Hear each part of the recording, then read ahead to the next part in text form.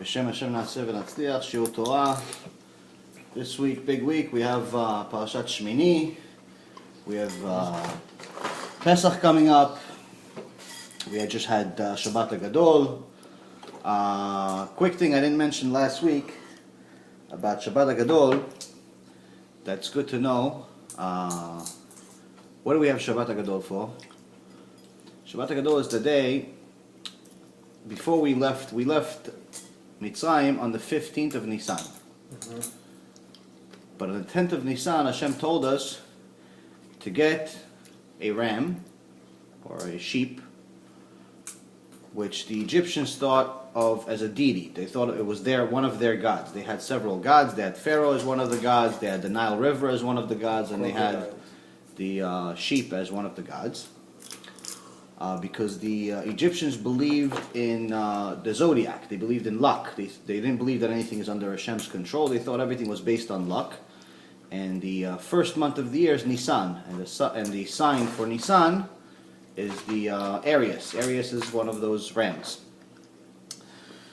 So Hashem said that He wants us to take one of these animals and to tie it to the corner of our beds for 4 days.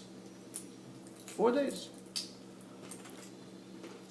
And after the 4 days, to slaughter the animal in a kosher way and to cook it in a way that exposes the entire animal, meaning that you can never think that it's a different animal than what it is. Meaning you should always know that this is the animal that the Egyptians worship.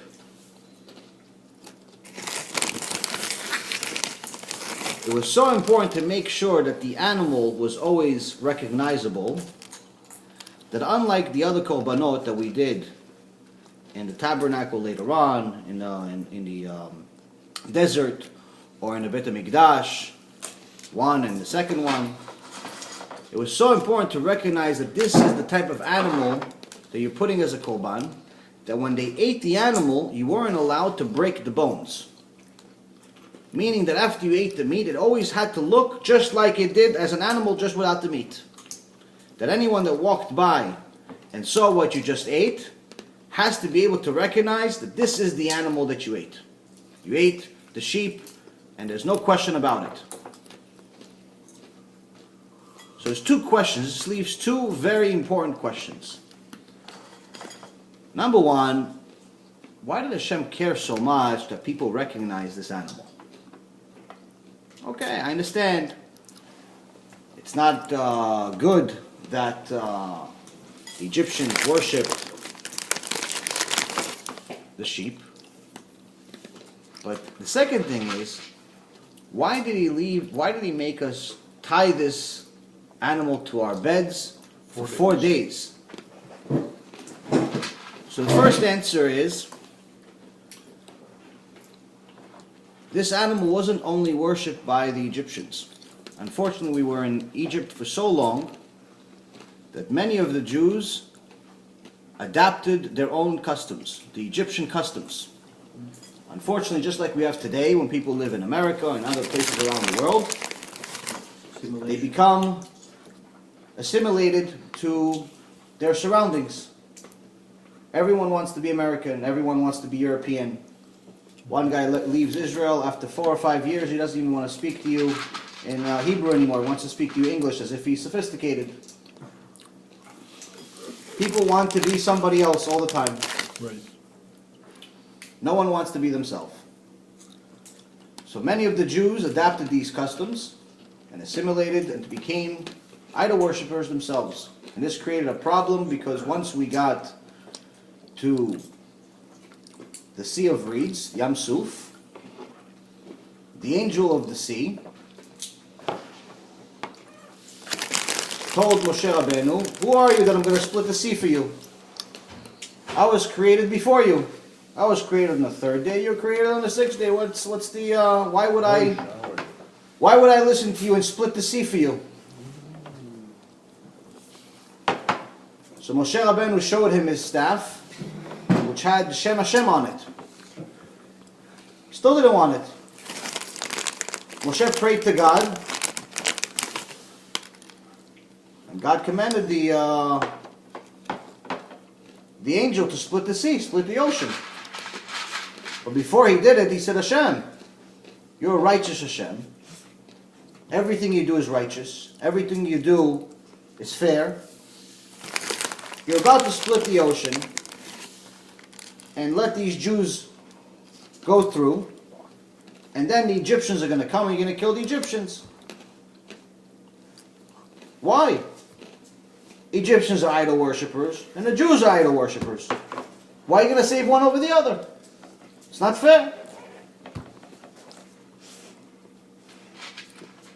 Hashem responded that the reason why he decided to let us go through is because of the mitzvot we're going to do with the Torah he's about to give us.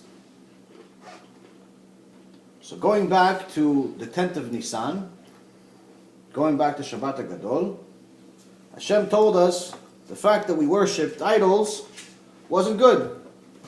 No good. So he wants to humiliate the God itself, which is not a God, it's just one of Hashem's creations, but the people's visual, the Jews' visual, and the Egyptians' visual of this God, he wants to humiliate it. Why? Because Hashem says, I am a jealous God. But what does it mean, I am a jealous God? What, Hashem really is jealous of a sheep? When you think about this for 30 seconds, it doesn't make any sense. What do you mean, I'm a jealous God? Hashem is jealous. It's like, what, one girl is jealous of another girl because she has a nicer dress than her, or one guy is jealous of another guy because he has a nicer car than him? No, it's not the same jealousy. What's the jealousy here? Hashem says, you took a sheep, you took a sea, you took some person, and you made them a God. You worship them, you pray to them, you do everything for them. But in reality, they're not only not a God, they're nothing. They're absolutely nothing. They are one of my creations that only continues to exist because I choose for it to exist. So you replaced me with nothing. What did you replace with nothing? Hashem. What's Hashem? Hashem is everything.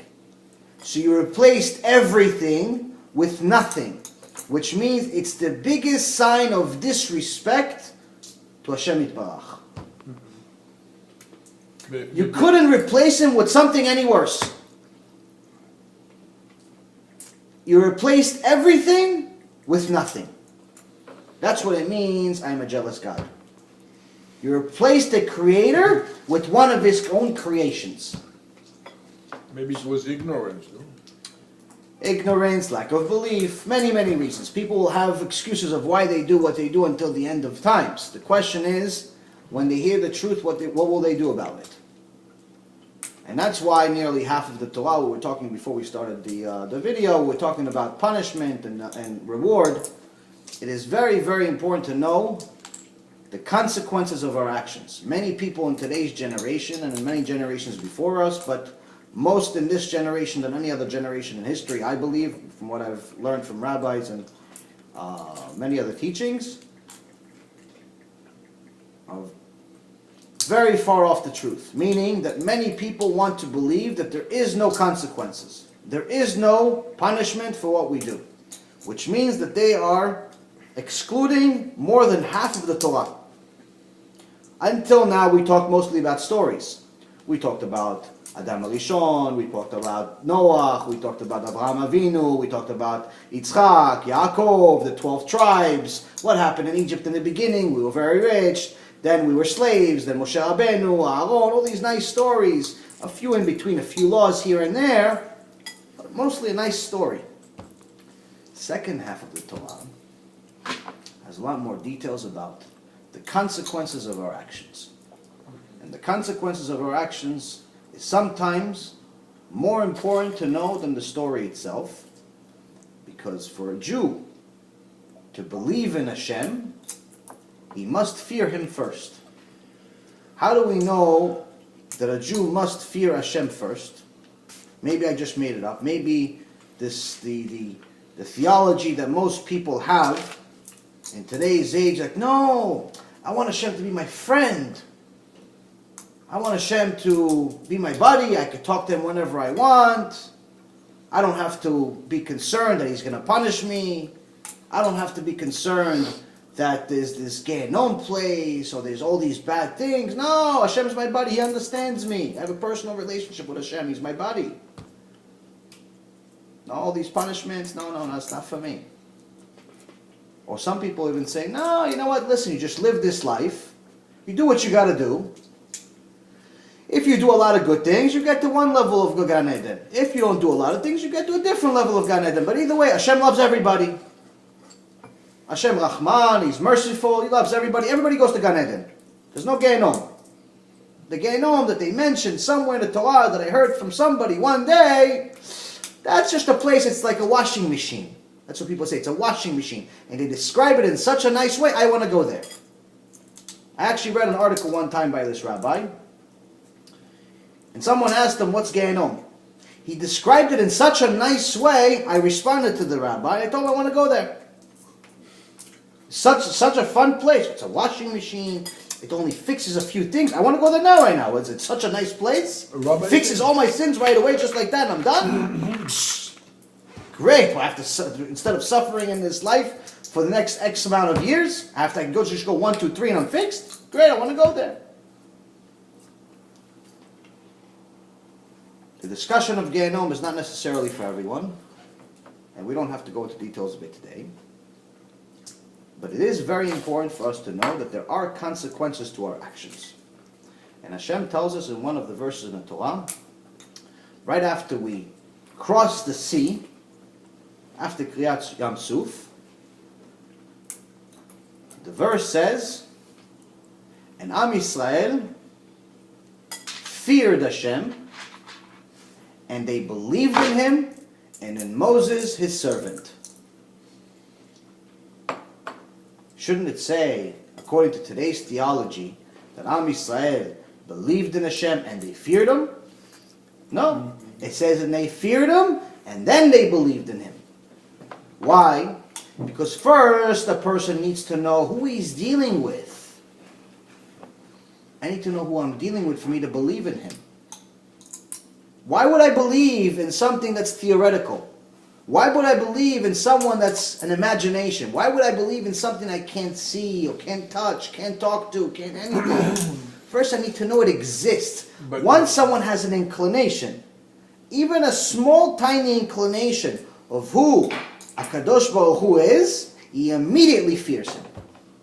Immediately fears Him. If we know our insignificance in comparison to His significance, you immediately must fear. Why? Because you realize how tiny you really are in comparison to everything. And all someone needs to know is if you look at yourself in the mirror, or you take a picture of yourself, and then you compare it to any video or visual that they have of the galaxy.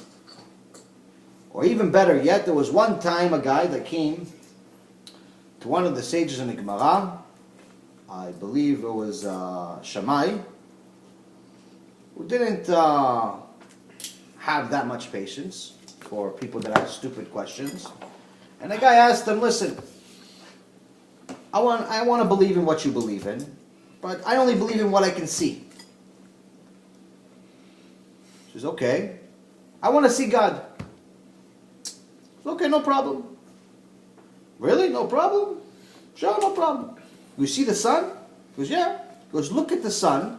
Continue looking at it until I come back to you tomorrow. If you're still looking at it tomorrow, I promise you you're going to see Hashem. He goes, really? He goes, deal. Tzedek. Now 2 minutes passed. The guy starts tearing. He could not look at it anymore. He starts screaming his name. Come back here, come back here. He goes, wow, what happened? Already have a problem? I can't look at the sun. Why can't you look at the sun? It's too much. It's ruining my eyes. I'm going to go blind. You can't look at the sun. That's one of Hashem's smallest angels. It's one of His smallest ones. If you can't look at this small angel like this, you think you could look at the real Hashem? It's a good one. So the key is first for us to realize who we're dealing with. that there's an eye that's watching, and an ear that's hearing, and everything that we do goes in His book. Why? Because if you realize that Hashem is watching everything we do, listening to everything we do or say, and writes everything in His book, that the day of judgment will come and all of it will be presented to us, we immediately fear Him. And if we fear Him, that's already the first step of belief. But if you work the opposite, like they do in different religions, and you say, I believe, it's very easy to disbelieve something that you cannot recognize its significance. If you don't realize that something is significant, it's very easy to change your belief. And that's just the reality. So Hashem tells us, I want you to take this false god and humiliate him, because you replaced me with nothing. The second thing I want you to do is make sure that every time an Egyptian comes and they ask you, what are you doing with my God? You tell them, I'm tying him, he's tied to the bed, and in 4 days from now I'm going to slaughter him and kill him and give him as a korban to Hashem. Don't lie about it. I want you to tell them to their face.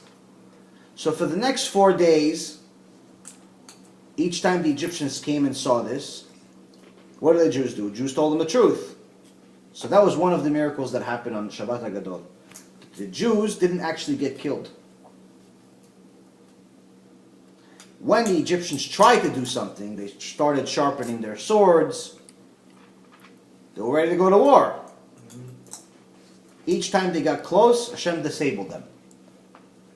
They immediately got dropped and they couldn't get to the Jews. So now this answers the first question. The second question is, why did Hashem put us in a situation where we have to tie these animals to our beds and listen to them scream for 4 days? Because Hashem says that you are right now on the 49th level of Tum'ah, 49th level of impurity. Impurity has nothing to do with being clean or not clean physically. Impurity means, in regards to spirituality, that we're the farthest we've ever been from Hashem. Hashem is pure, they're impure. And there's 50 levels, they're on 49th. One more level, and Moses would have not been able to help them get out of Egypt. All of the Gedolei Adol say that we're at the same level at this point. And I think that if the numbers went up to 100, we'd probably be at 110.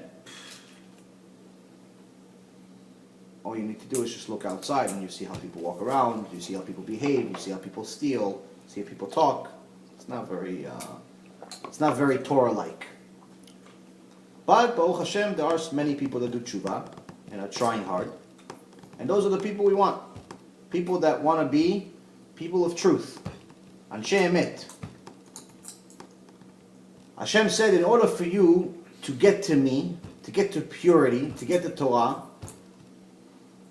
you have to suffer.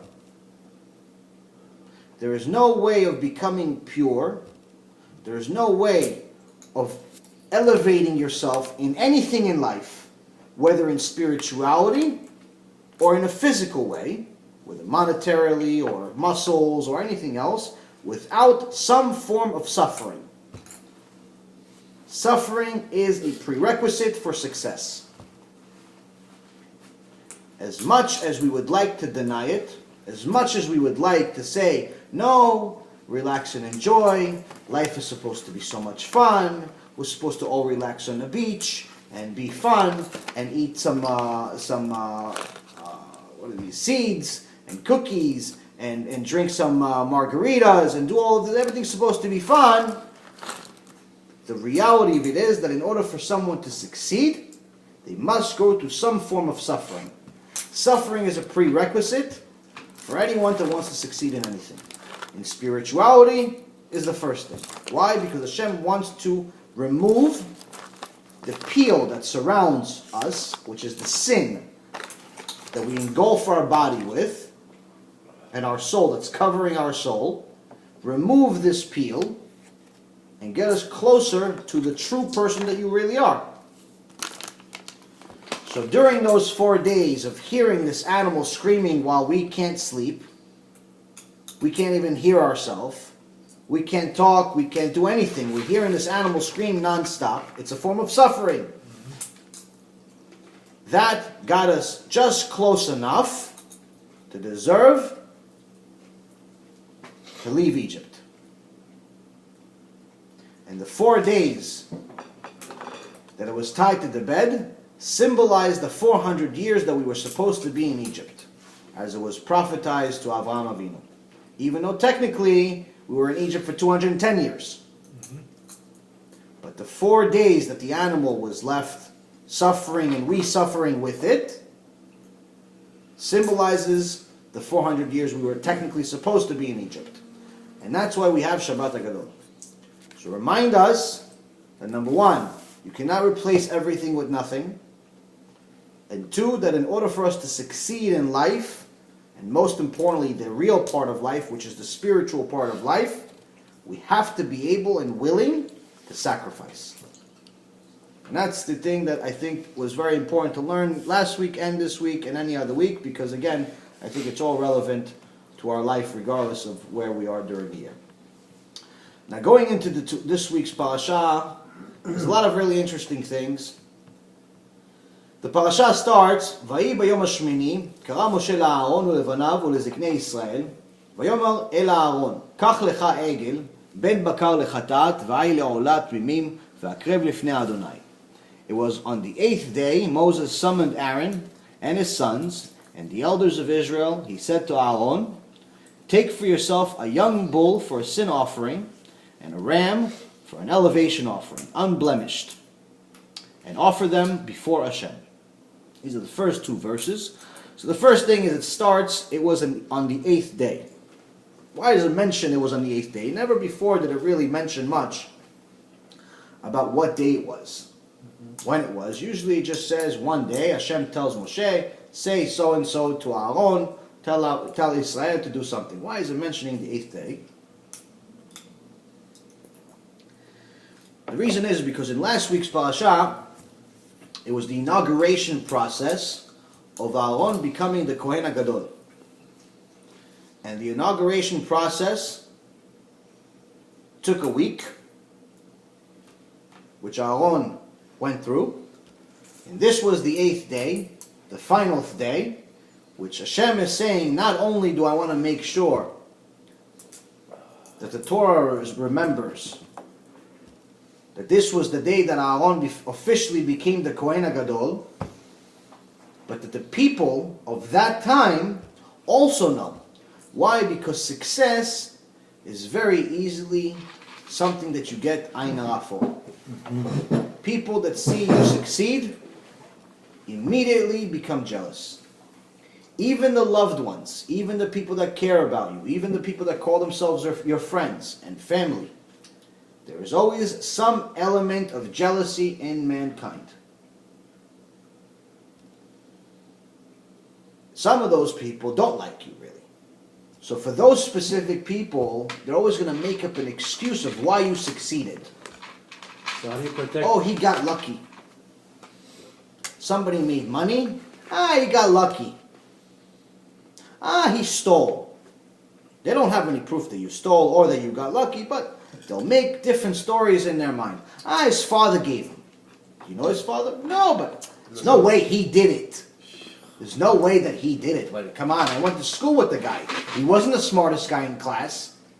And even if he was smart, he was only smart in biology. He wasn't really smart in business. How did all of a sudden he became so smart and so rich? He got lucky. His wife probably has money. And they'll come up with all different types of stories of an excuse of why you succeeded. Lashon hara, yeah. Lashon hara, that's the root of jealousy. So the people of that time, everybody wanted to be the Kohen HaGadol. Everybody wants to be number one guy, number one priest of Hashem, number one connection to Hashem. Who doesn't want to be number one? So Hashem says, I want to make sure that I announce it in a way that all of Am Yisrael knows that I chose you. I chose you to be number one. Not because your brother is Moshe Rabbeinu, because he's the king. Not because of any other reason other than the fact that I chose you. So I'm making a special announcement that this is the day you are officially the Kohen HaGadol. And that's very important for us to know, because the Kohen HaGadol is something that Hashem promises will be around forever. It's something very important.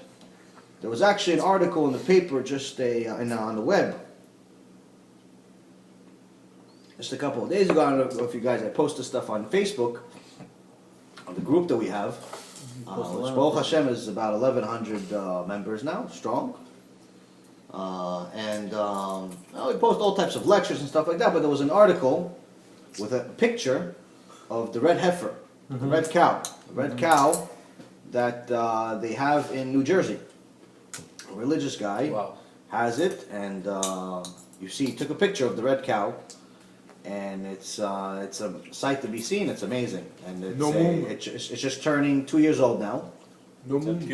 Pure red? Pure red, meaning to the point. Signs, all the signs, everything. Ready for Bet HaMikdash. She's about to turn 2, which means that she is ready to be a korban in the Bet HaMikdash. Wow. Nothing was on prerequisite, it's 2 years old? Nothing, not a religious person. איפה זה היה? בפייסבוק שלחת את זה? I put it on Facebook, yeah. On Facebook, I have a You send group. it again? I have it on my group. You go on my group, Torah to Help Our Lives, it's called. I'll post it again if you want to send it to you. But anyway, the point is that it has a picture of her and an article about the owner. The owner was offered $1 million for the cow. He says, no way, I'm not selling it for any price. I want to be first in line for the Bet HaMikdash. Wow. So, this is one of the signs. Right. We have another. Here's another. It was only 2 from So this is one of the significant signs of our time, and he has it, talks about it in the article, that he has it in surrounded by an electric fence, that even his own workers are not allowed to touch her because of how significant this is. So again, the point is that the Kohen HaGadol is the one that when the time comes, Be'ezrat Hashem soon, and the Bet HaMikdash will be built, the third and final one, they will take this cow and slaughter it, and then when they burn it, turns into ashes, they put some of these ashes into water, and this water will be used to purify the nation. That's the significance of the red cow. It's the only thing that can purify the nation. All of the signs that we want, or all the signs that Hashem gave us in the Torah that are going to happen at the end of times, we have. And this is one of the major signs, but there are 2 ways that you could take this news. One way, like the majority of people, oh, this is cool, and move on with your life. 2, I'm running out of time. Wow, this is cool. I need to do tshuva. It's 2 ways. Thinking it's nice is great. Reading the article, looking at the picture, reposting it on Facebook or Twitter, all of these other things, and telling your friends about how a nice story it is, yeah, it's nice. But what is it going to do for you? And that's something that we always have to ask ourselves. Learning all of these shiurei Torah, going to Beit Knesset, doing all of these things are very, very important for us to do. But again, are we trying to improve, or are we staying the same? If we're staying the same and just taking some things chafif, like it's no big deal, I have time. If we just pay attention to the details around us, we realize we don't have that much time. This is not meant to scare anyone, this is just meant to wake us up. Hashem is sending us these signs, not because He wants to scare us to death so we're all going to get heart attacks, but He wants us to wake up because we're running out of time. Simple as it gets. So the key is for us to continue growing and continue improving. And that's one of the things that is the purpose of all of these signs. And again, we can be one of 2 people. One person that thinks it's cool, or another person that does something about it. The next thing is, Moses said, this is the thing that Hashem has commanded you to do, then the glory of Hashem will appear to you. It's one of the verse number 6 in the Parashah. Why did obviously the Moses started this whole parasha telling us that Hashem said to do this, this, and this. Why is he mentioning again? This is the thing that Hashem commanded us to do. Then the glory of Hashem will appear to you. Seems kind of repetitive. That we already know it's from Hashem. It's in the Torah. It's from Moshe Rabbeinu. Moshe doesn't have his own opinion. Moshe is saying whatever Hashem says. Why is it constantly repeating, this is what Hashem wanted us to do? So the first thing is like I said before, to make sure that everyone of this time and that time know that Aaron HaKohen was the chosen one.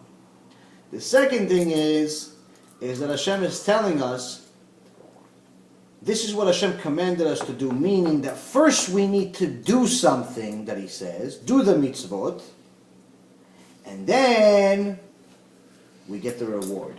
Then we can ask questions. Then we get the insight. Then we could do whatever we want with this newfound information that Hashem is going to give us. But first we must do what Hashem commanded. It's never ask first, do later. That's what our logic says. No, first let me understand the entire Torah, then I'll do it. Unfortunately, if you try to do that, you could spend 10 lifetimes, not one, not two, but 10 lifetimes, and still not get to a point where you understand the entire Torah. A simple thing that we just mentioned, for example, the Parah Adumah, the red heifer, even Shlomo HaMelech, who was the smartest man that ever lived, said the Parah Adumah is the only people, I can't figure it out, and we're only going to know the reason why the Parah Adumah works the way it works, so when the Mashiach comes and Hashem Himself gives us the answer. So somebody that's trying to work with logic and understand everything before they do it is never going to get to that point. So Hashem is telling us in this verse, first do what I say. Then I'll give you the information. Bediuk. So it's very, very important. The next thing is, something very, very special happens. Naaseh v'nishma. First we'll do, and then we'll hear.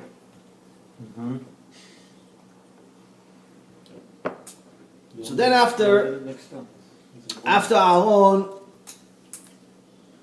takes the korban, Hashem wants to give one final sign to make sure that everyone knows He is the chosen one.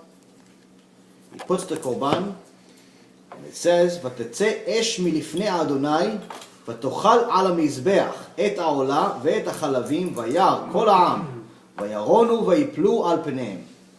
And a fire went forth from before Hashem and consumed upon the altar the elevation offering and the fats. All the people saw and sang glad song and fell upon their faces. Unlike all the korbanim that we did before, this one was special.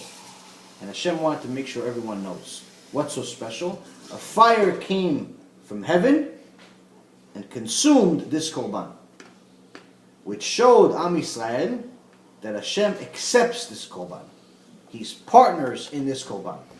It's not just we're following what Hashem says, we're doing it, we're lighting it on fire, we're eating some of the remains, we're burning some of the other ones, so on and so forth. No, Hashem became a partner in this korban and sent a fire from heaven. So anyone that still had some doubts that maybe Aaron wasn't really the right one, there's no more questions. And we're actually going to get to in a couple of parashot, actually in the next book, there's going to be a big fight between Korach and Moshe Rabbeinu. Korach, we'll talk about him later on, but Korach is one of the people Jealous. that fell for the jealousy trap. Just like Thomas said, oh Hashem. Good one. You're a good partner in the shield today. You're awake, good. I need it. Turkish coffee. Turkish coffee is working. Oh Hashem. So then, you have a lot of really good things. But one thing that you're probably going to hear from other people also, it's not a chidush in any way. The first word of this parasha is Vayehi. Chazal tells us that Vayehi, which is it was, anytime something starts Vayehi, it means that there's going to be trouble. Trouble. So right now, so far, there's no trouble. But then we get over here. And the sons, Vayikhu bnei Aaron, Nadav ve'Avihu, ish mechatano, machtano, ויתנו בהן אש, וישימו עליה קטורת, ויקריבו לפני אדוני אש זרה, אשר לא ציווה אותם. ותצא אש מלפני אדוני ותאכל אותם, וימותו לפני אדוני. The sons of Aaron, Nadav and Avihu, each took his fire pan. They put fire in them and placed incense upon it. They were doing a korban. They're doing an elevation offering. And he brought before Hashem an alien fire that he had not commanded. A fire came forth from before Hashem and consumed them, and they died before Hashem. Nadav and Avihu, the two sons of Aaron HaKohen, who just became a Kohen HaGadol, died. Hashem killed them. Why?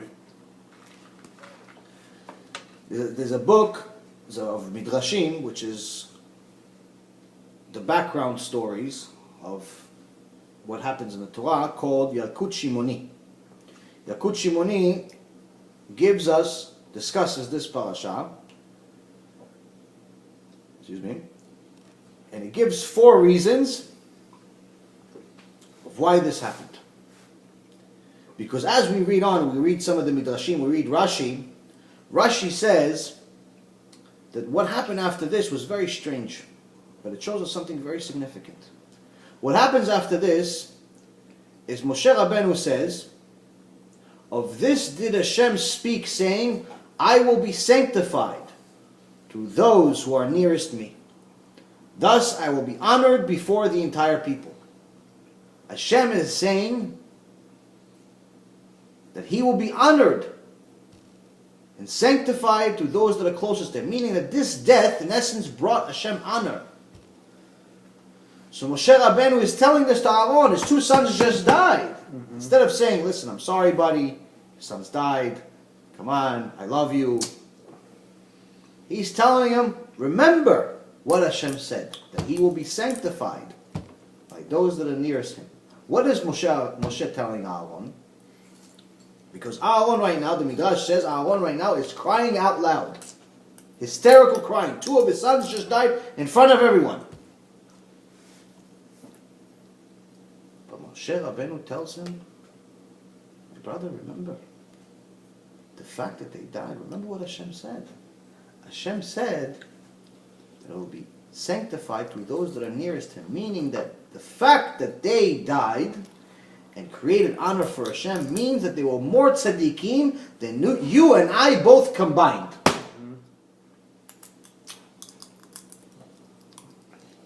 Tzaddikim.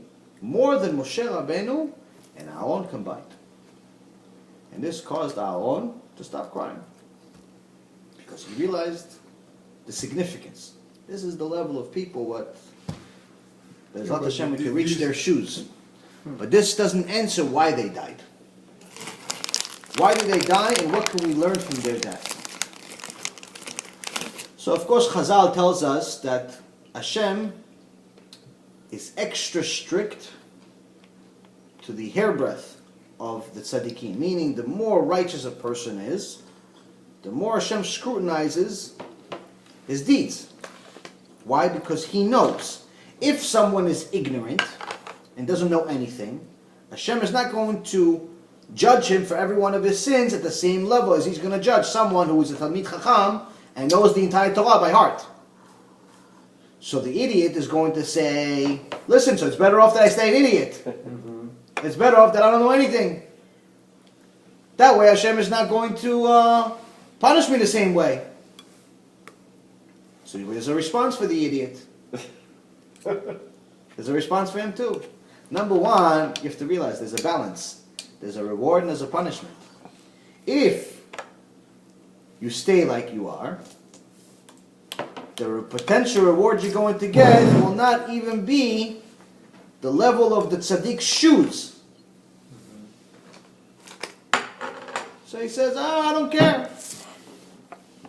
I don't care. I don't need to be with Moshe Rabbeinu. I want to be with my buddies, the rest of the idiots. I want to be in a heaven full of morons. Think about it. This is a logic. This is an argument. What's the response to him? Ignorance is not an excuse, Hashem says to us. As a Jew, I gave you a brain. I gave you the ability to know. I gave you the ability to study. I gave you the ability to use your time to get closer to me. Choosing to be ignorant, choosing to be someone who doesn't know anything, is not only not going to get you closer to me, but it's going to get you farther from me. Meaning that you will not even get to a point of being righteous enough to get to Gan Eden. You're guaranteeing yourself, by choosing to be ignorant, you're guaranteeing yourself your own doom. And that's the response. So being ignorant is not an excuse. So now, Yalkut Shimoni says there are 4 reasons of why Nadav and Avihu died. The first one is they drank wine before doing the Korban. They drank wine. In those days, wine wasn't just like a luxury drink like we have today, where you have it through dinner and things like that. Wine was a much more common drink. And even though they didn't necessarily come drunk or anything like that, again, remember these are tzaddikim, Hashem says that when you come and do my korban, you have to be focused. Even the Kohen HaGadol is only allowed in the Kodesh Kodashim for once a year in Yom Kippur. And if he makes a mistake, he won't come out. Not alive at least. When you come see me, you come see the boss, you better be focused. So, the fact that they weren't focused showed disrespect. The second reason, they didn't wash their hands and feet before they did the korban. Remember the kiyol that we talked about a couple of weeks ago, that Hashem said to take all of the mirrors of the women, the copper mirrors of the women, put them all together, and make the kiyol, make the lavern, which gave the ability to wash their hands and their feet before they did avodat Hashem, before they did the work of Hashem. Nadav and Avihu didn't do it. That showed that they were unprepared. The third thing is, they didn't wear, remember the Kohanim, in the last couple of weeks, we talked about the different things that the Kohanim had to do, different procedures. They also had special clothing. The Kohen HaGadol had 8 pieces of clothing he had to wear. The regular Kohanim, which Nadav and Avihu were some of them, had to wear 4 pieces of clothing. Yalkut Shimoni says they didn't wear those clothes. They wore different clothes. They weren't prepared. Also another sign of disrespect. So what do these first 3 things teach us? We're going to get to the 4th one in a second. What's the first 3? Unfocused, unprepared, lack of respect, inappropriate clothing. What are they doing, these people? Why do they do this? What are they doing this korban for? We just had a very big event happen to their father. Became the Kohen HaGadol. They're not going hanging out with women over here. They're not going playing, backgammon in a casino. They're going to do a korban. They're going to do avodat Hashem. They're not hanging out over here. They're doing something good. Why are they getting punished so bad? What is this going to teach us? Hashem says, when you come see me, come see Hashem, you have to recognize who you're going to stand in front of. When you come pray, like we do every day, Baruch Hashem, you pray to me, I want you to be focused, only think about me. I don't want you to think about your girlfriend. I don't want you to think about your kids. I don't want you to think about your money. I don't want you to think about your wife. I don't want you to think about how much you hate your partner. I don't want you to think about your customers and how crazy they're driving you. I don't want you to think about the stock market.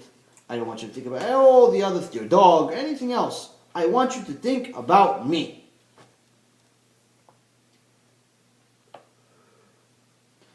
Then a guy says, okay, I'm going to Shachrit. What do you do in Shachrit? The exception of Shabbat and holidays. Do tefillin. Guy comes to Beit Knesset, doesn't have his tefillin, leaves it at home. Is that someone that's prepared? It's not prepared. Hashem says, come prepared. Bring the equipment. Come ready. If you're not bringing your equipment, what are you coming for? I remember I used to play football in high school, and sometimes you'd have guys come to the game and they forget their helmet at home. Like, how? How'd you forget your helmet at home? I mean, it's what you put on your head. It's part of the game. It's not like you forgot, I don't know, some tape or something. I mean, it's just, you forgot your helmet. When they leave their home, they should leave, put it on. That's it. The point is that people are not always ready mentally. Hashem says that when you come see me, be ready. And the last thing is, it says inappropriate clothing. Sometimes you see people showing up to Beit Knesset with shorts and t-shirt or with tank top. They just came back from the beach or they're going to the beach. Now, let me ask you a question. They're not doing it because they don't like Hashem, obviously, because if they're coming to Beit Knesset, obviously they like Hashem. They're not going there to say, hey guys, how are you, and drink coffee with everyone. They're coming there because they like Hashem. Even a little bit. They like Him, or maybe a lot of it. Maybe they love Hashem. So they're coming to a Beit Knesset. So they're doing it because they want to do something good, just like the Nadav and Avihu. They're not coming there because of any other reason. They're coming there because they believe in Hashem. Simple. But they're coming there with clothing that's not necessarily appropriate to go see the Creator of the world. If you went to see Benjamin Netanyahu, or Barack Obama, or Warren Buffett, or any of these people that the world thinks are great, you're not going to go there with t-shirt and a tank top and shorts and slippers. You're going to go there dressed up like a normal person, mechubad, respectful. Interview. Exactly. Go to a job interview. You're not going to go to a job interview with flip-flops. They're going to think you're the delivery boy for pizza. They're going to think you're there for a job. It's the same thing here. At the very least, the same thing here. At the very least, Le'avdil from a job interview, or Warren Buffett from Hashem Yitbarach. Le'avdil, the million of dalot. You know, it's not even a comparison. But the point here, if for a job interview, you're going to dress like a normal person, why can't you dress like a normal person to go see Kadosh Baruch Hu for an hour? I'm not saying you have to wear a three-piece suit and a hat and everything else, but again, there's respectful and there's not respectful. It's very simple. But I also heard that some rabbis said that they overdid their function. Meaning what? They did more than they were asked to.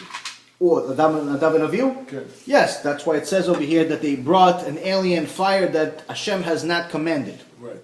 That's what the verse says, meaning that Hashem didn't ask for this korban. But this is also one of those things where it could say that somebody's doing a chumrah, meaning that someone is doing above and beyond what Hashem requested, but for the purpose of Hashem. Right. So someone that says, listen, Hashem said to bring Shabbat at 7 o'clock. I want to bring Shabbat at 6 o'clock. Because I love Hashem and I love Shabbat.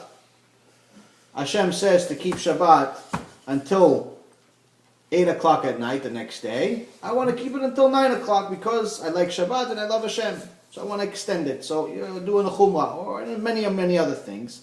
In reality, as far as for Baalei Teshuva, there's no need, requirement, or in any way for you to do a chumrah in anything. As a matter of fact, some of the Gedolei Hador say that rabbis are not even allowed to teach you about chumrot. Baal Teshuva is supposed to learn the basics. Do that for 5, 10, 15 years, then you could talk about chumrot. Then you could do things that are above and beyond. First, get used to being religious. Then you could talk about doing above and beyond. Do the basics first. You know, there's a lot of people that worry about things that don't really make much logical sense, where you're going to have some communities, there's no reason to mention names or anything like that, it doesn't really make a difference, but we've talked about this before privately. So you'll have a community that says, you know what, we're going to bring the Shabbat early. We're going to bring the Shabbat early for the entire community. We're going to bring it instead of at 8 o'clock, we're going to bring it at 7. Great, it's nice thing, right? It's important, it's nice, you're bringing more Shabbat, great.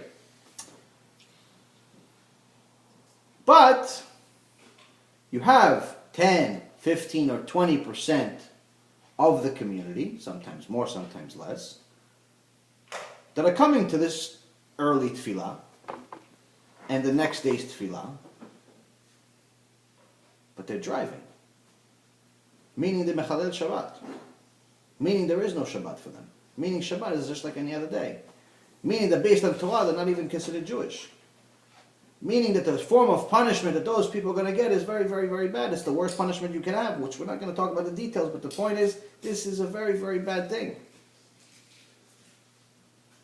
So, not that I'm anybody or anything, but my logic says, based on the teaching that I got from people that are somebody, instead of worrying about bringing the Shabbat early, we should worry about keeping the Shabbat first. Instead of worrying about the religious, worry about the non-religious.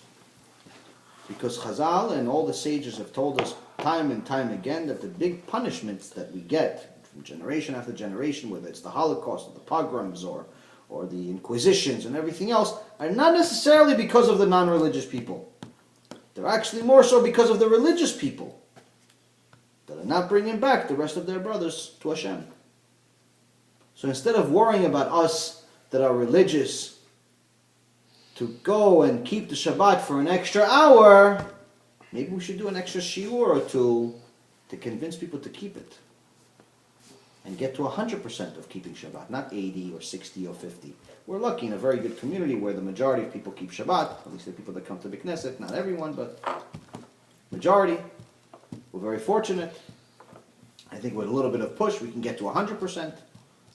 But this requires a community effort. This requires an attitude that you have to be worried about the right things. An old business friend of mine said something that's stuck with me for a long time, and I think it's very appropriate to now. You have the right amount of worry, but you're worried about the wrong thing. Meaning that many people are so concerned and upset about something. And he says, you know what? You should be worried. You should be concerned. You should be stressed out. Only problem is you're stressed out about the wrong thing. You're stressed about problem A.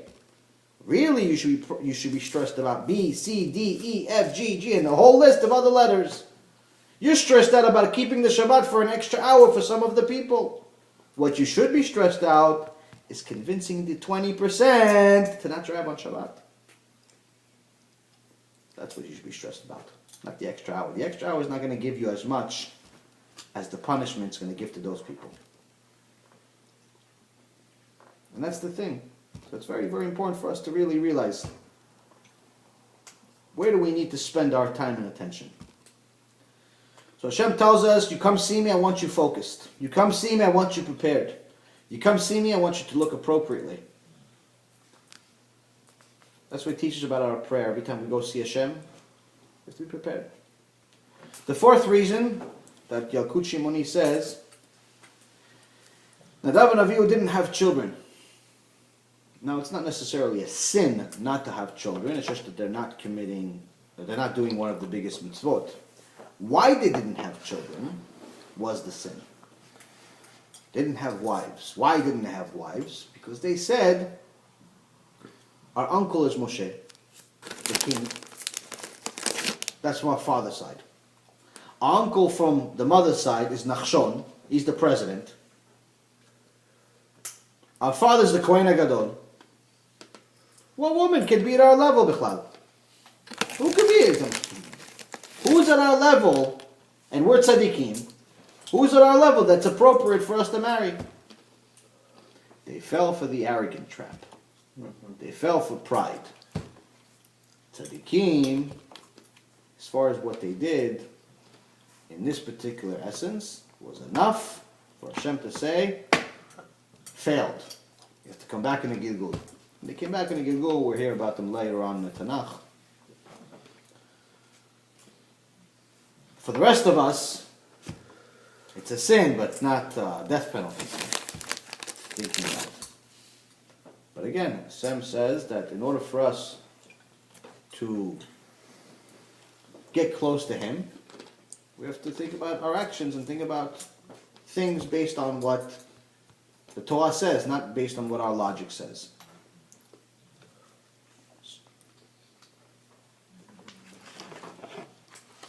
The Torah also tells us in the Gemara Masechet Sotah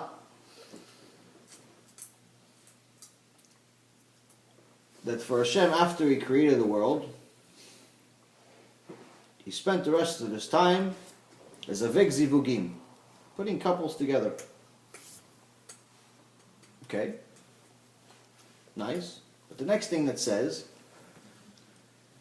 is that it's difficult to bring a couple together, an appropriate couple together, as it was to split the sea. Mm-hmm. How so? I mean, obviously for Hashem there's no difficulty. Hashem, for Him, everything is the same for Him. The beginning, the middle, the end. Time is all the same for Him. Where the minute He created the world was the minute the world ended. He has no time, He has no limitations. So the meaning of this, as far as difficulty, it's not necessarily Hashem's difficulty. Before Hashem split the ocean, Nachshon had full emunah. Full emunah. And he said, I'm going into the ocean. Hashem gave us miracle after miracle in Egypt. And He brought us here. There's no way that He brought us here and did all those miracles for us, one after another, to kill us. Especially since once they got to the Red Sea, one of the Midrashim explains also, by the way, which is a very interesting Midrash, we got some wealth, we got some gold from the Egyptians.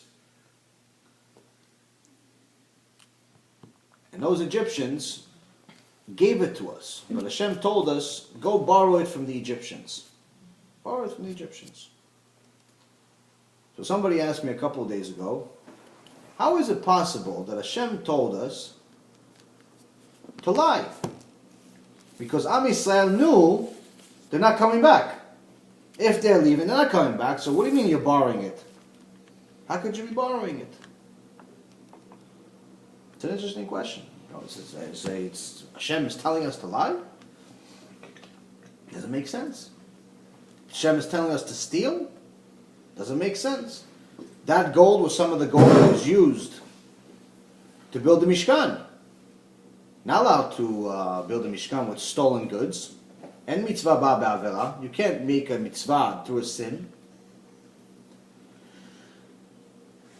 The Midrash says, during the darkness plague, the Egyptians could not see or move. They were stuck in the same spot. And they believed that once it was over, they're going to come back to their houses and see their houses completely emptied out. Completely wiped out clean by the Jews, because the Jews can see. They had light. They could walk right next to the Egyptian, they would have light, and the Egyptians have not. They could not move even. The darkness was physical.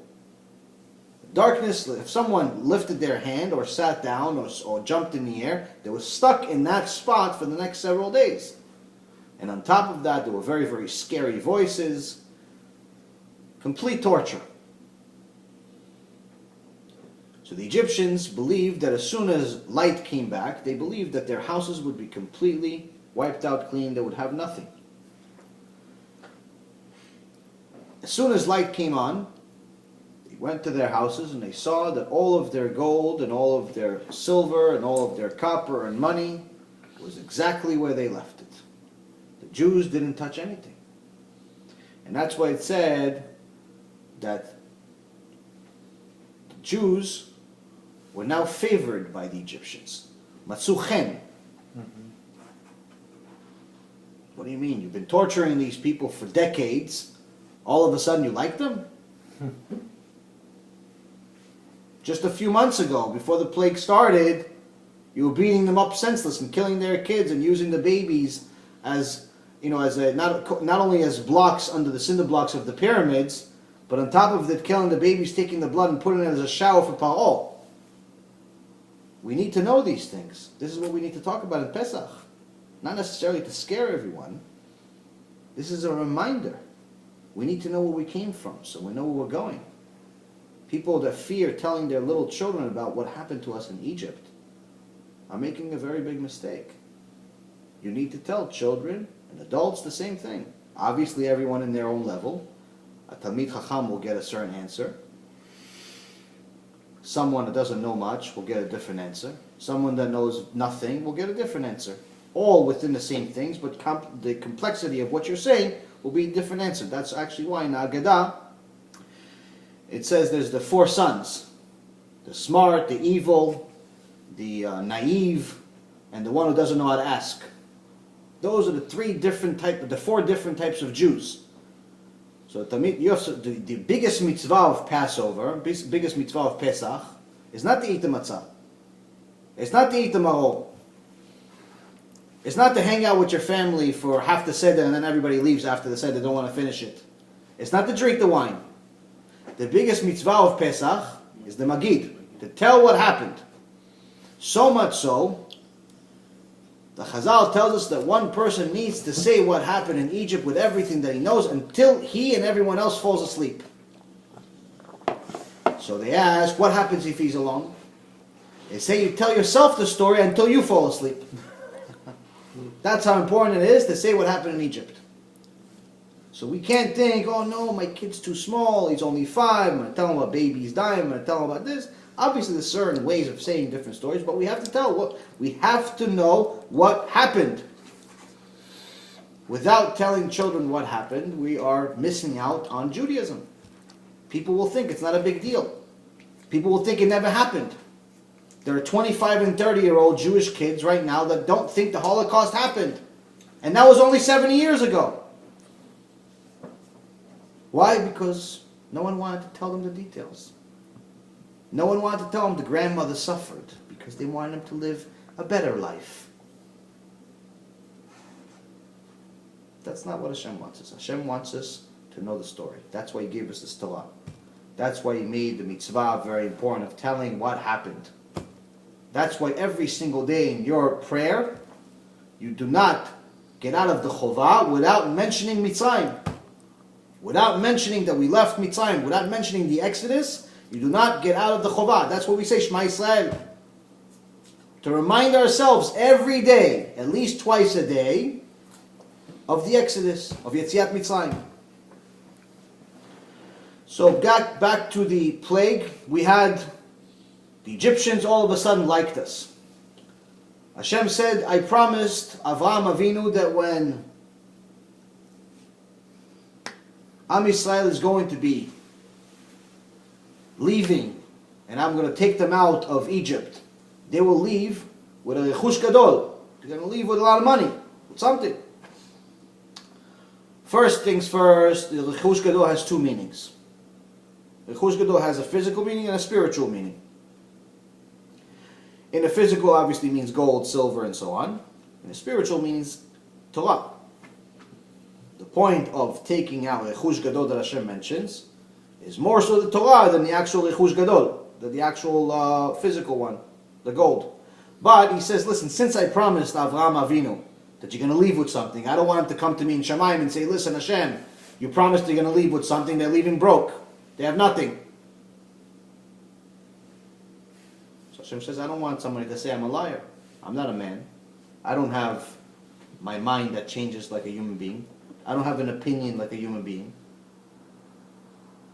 So please, Moshe, do me a favor, tell Am Yisrael to go to the Egyptians and ask them to borrow some gold and some silver and some clothing. So Moshe Rabbeinu did what Hashem says as usual. And Am Yisrael went to the Egyptians and said, listen, we need to borrow silver, gold.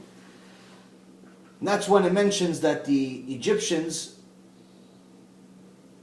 began liking the Jews because now they saw that they were honest. They were not thieves. They could have easily stolen everything from them when during darkness plague. Since they didn't steal, they saw how honest they are.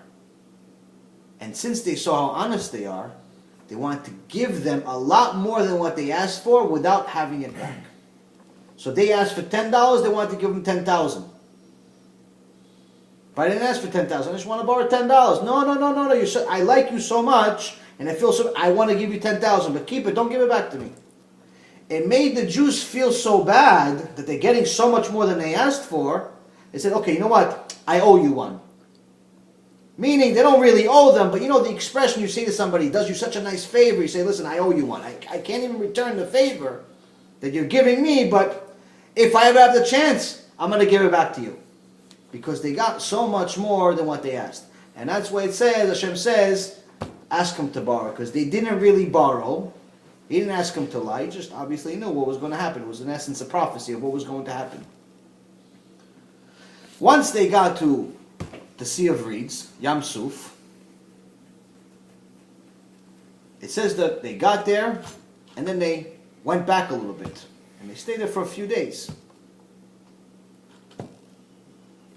And during those few days, they found something very special. They found one of the treasures that Yosef HaTzadik had for Egypt. Remember Yosef HaTzadik from a few parashot? He made Egypt what they were, very, very wealthy.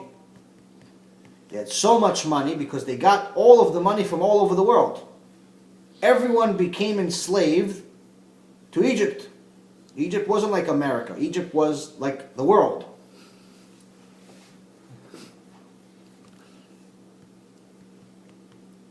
Everyone went and sold everything they had to Egypt. So they had so much money that he had to hide it in several different places. And they found one of those places right next to where they crossed the sea. So for those few days that they're at that bay, they're loading all the gold. Much, much more than what they got when they left Egypt from the Egyptians. And then when they crossed the sea, the Egyptians fell. Hashem drowned all of them. And the Egyptians, it says, they brought 600 special chariots. And those chariots was many, many more people than 600, but it was all of his army, which the Midrash says was in the hundreds of millions, not just a few thousand or a few, even 1 million. In the hundreds of millions. They did the math, they got to a huge number of maybe close to 900 million. What? It's a ridiculous number, yeah. None of all of these things make sense to our logic, but yeah, a lot of people. But there's 600 special occultists, these people that were like wizards and so on. And these types of people were very prideful and they wanted to show their strength to the nation. But again, they just got beat up by Hashem. So Paro says, listen, all the money that they got from us is just the money of the people. They didn't get much. It's my money. There's the castle's money. There's the kinghood's money. You go with me to attack them, I'll split all the money amongst all of us. I'll split the entire nation's money amongst everybody. Everybody's going to get a piece. They said, yeah? Okay. So they brought all that money with them. So those chariots were full of that money. All of their gold and everything else, they brought with them on those chariots. So when they drowned in Yam Suf, Hashem spit out the Egyptians and their golden chariots on the bay of the other side of where the Jews ended up. And they said that was drastically more than what they got even until this point. So I told you guys this story a few weeks ago, but it's a good story. It explains this midrash even more. So one person asks, why is it that if Hashem promised Avraham Avinu that they're going to leave with Rechush Gadol, why is it that he didn't just give it to them all up front? If you wanted Am Yisrael to have all this money, all this gold, all this silver, why don't you just give it to them up front? Why is this 3 levels? You get some from the Egyptians, you're scared you're going to get it back. You're getting some from, you're finding it over there. You're getting some from the ocean. It's kind of weird. You got to take it off the Egyptians. Why? What's the whole story? Why is he doing all of this stuff? Same question applies to why did Hashem put 10 plagues on Egypt? Why didn't he just say, you're all dead, that's it. Come on, yalla, we're out of here. What's the whole story for? To show the Jews that there is a Hashem and Hazak Baruch. One is to show the Jews that there is a Hashem in that generation. 2 is to show the Jews in this generation that there is a Hashem. So we have a story to tell. If all those things didn't happen, what are we going to say? We were in Egypt, we left Egypt, story's over. But because there's so many details to the story, we have a whole Agadah. We go the whole night, we go the whole week, we go a whole year, just talking about Yetziat Mitzrayim. And the more details we know, the more we relive those times and realize where we came from, who Hashem is, all the greatness that He is, all the greatness that He gave us. And this reminds us. And the more we remember our past, the better our future is going to be. So one time, there was 2 kings. And the kings wanted to go to war. And one king went to the other guy and said, listen, instead of I go my whole army against all your army and fight, and you guys die, and we die, why don't you guys bring your best guy? I'll bring my best guy. They'll fight. We'll put a big hole in the middle of the field. And whoever throws the other one into the hole wins. And the losing army becomes the slaves. King number 2 says, yeah, okay, no problem. King number 1, so happy. It's what a good idea. This guy doesn't know what he's got coming to him. This guy doesn't know what he did. King number 1 takes out his best soldier. Guy's big, muscular, he's all muscles. Even his neck has muscles. He's got a sword, giant sword. Best soldier. King A is already counting his blessings. He's already, wow, this is so great. I'm going to win this thing. And then something happens. He sees the other guy. He sees the opposing soldier. And the opposing soldier is so big that it makes his soldier look like a little baby. He's also full of muscles. But just one of his muscles is bigger than this one guy. Giant. So King A, first king, came up with this idea. He's not so happy anymore. What are you going to do? Maybe it's going to be a miracle here. They start fighting. 5 seconds into it, the big giant takes the little guy, who's not really so little, but he takes him because he's little next to him, throws him on his shoulder, and starts carrying him 100 yards all the way to the hole. But he sees, the king sees, that as soon as he puts him on his shoulder, the guy stops fighting. Doesn't move. He's not even trying. King says, fight, do something, try already. Batlan. Guy's not fighting, he's not doing anything. 100 yards, 90 yards, 80 yards, 60 yards. King is already like ripping his hair out. I can't believe this, I'm going to be a slave. This guy's probably going to kill me. He's already thinking about his future, it's going to be so bad. I picked this terrible soldier, what a fool I am.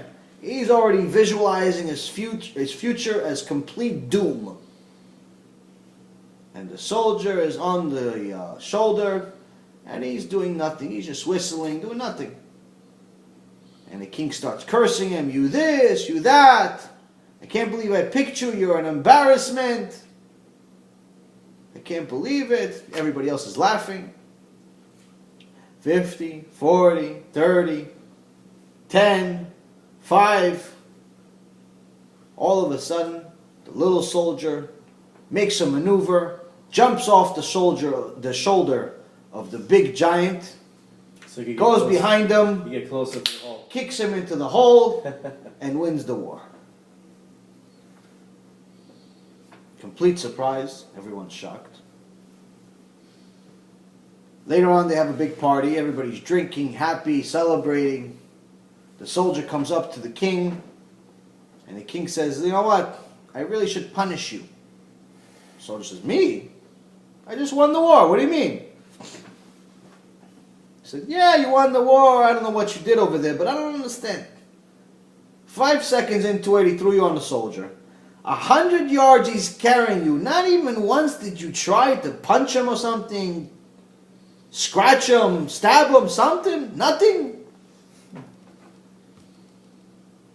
You know how worried I was? I lost half my hair because I was ripping. I was thinking I was going to be a slave right now. He goes, Your Highness, as soon as I saw him, I knew I have no chance. As soon as I saw him, he was so much bigger than me. I knew there's no chance that I'm going to beat him. So I figured maybe if I let him carry me for 100 yards, by the time he gets to the hole, he's going to be tired. Maybe then I'll have a chance. That's exactly what I did. By the time he carried me for 100 yards, he got tired.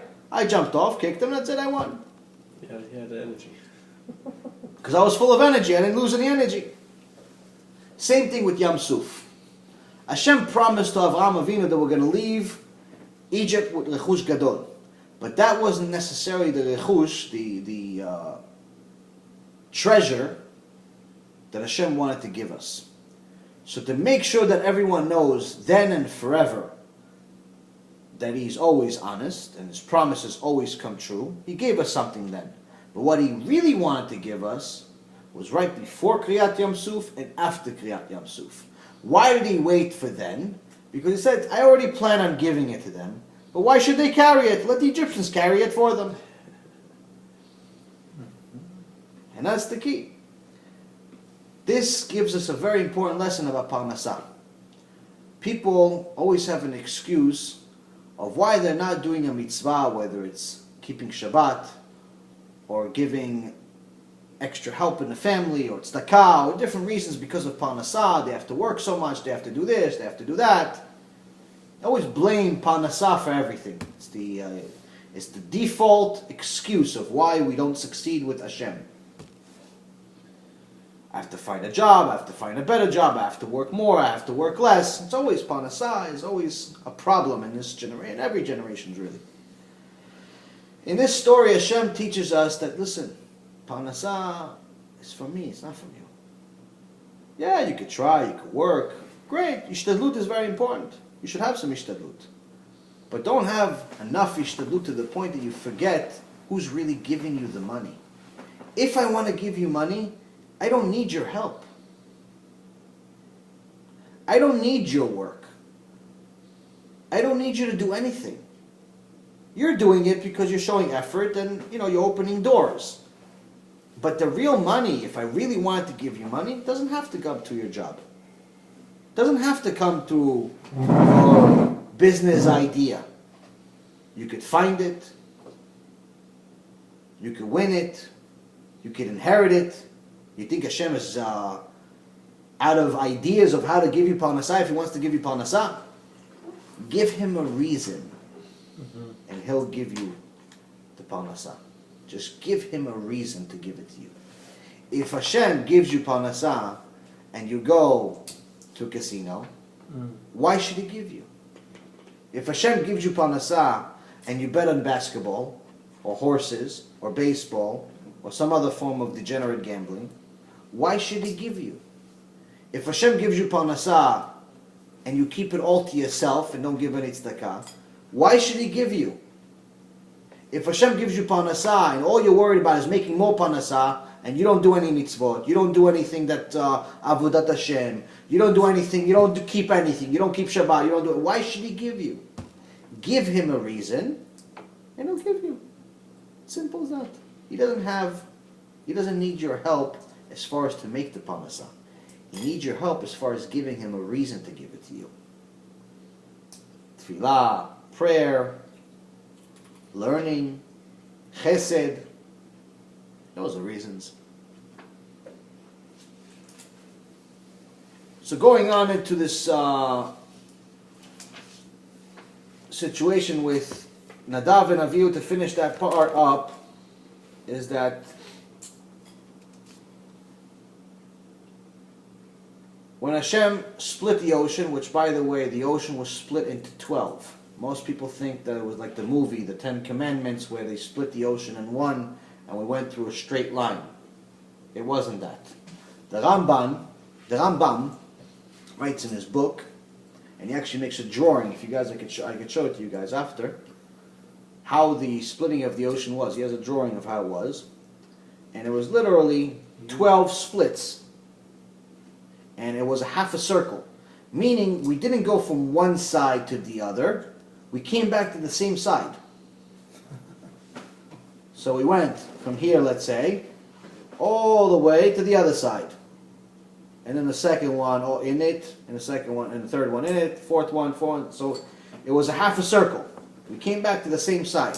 So a lot of these archaeologists, scientists, and so on that try to find proof of different things, parts of the Torah, they don't understand how it happened, how this happened, how that happened. A lot of things have been found. They even found people on the bottom of the Dead Sea. They found thousands and thousands of soldiers and chariots recently. This is like within the last year or less. Thousands of it. They said that it's going to take us at least 10 to 15 years to go through all of it. But it's definitely proof of the splitting of the Red Sea.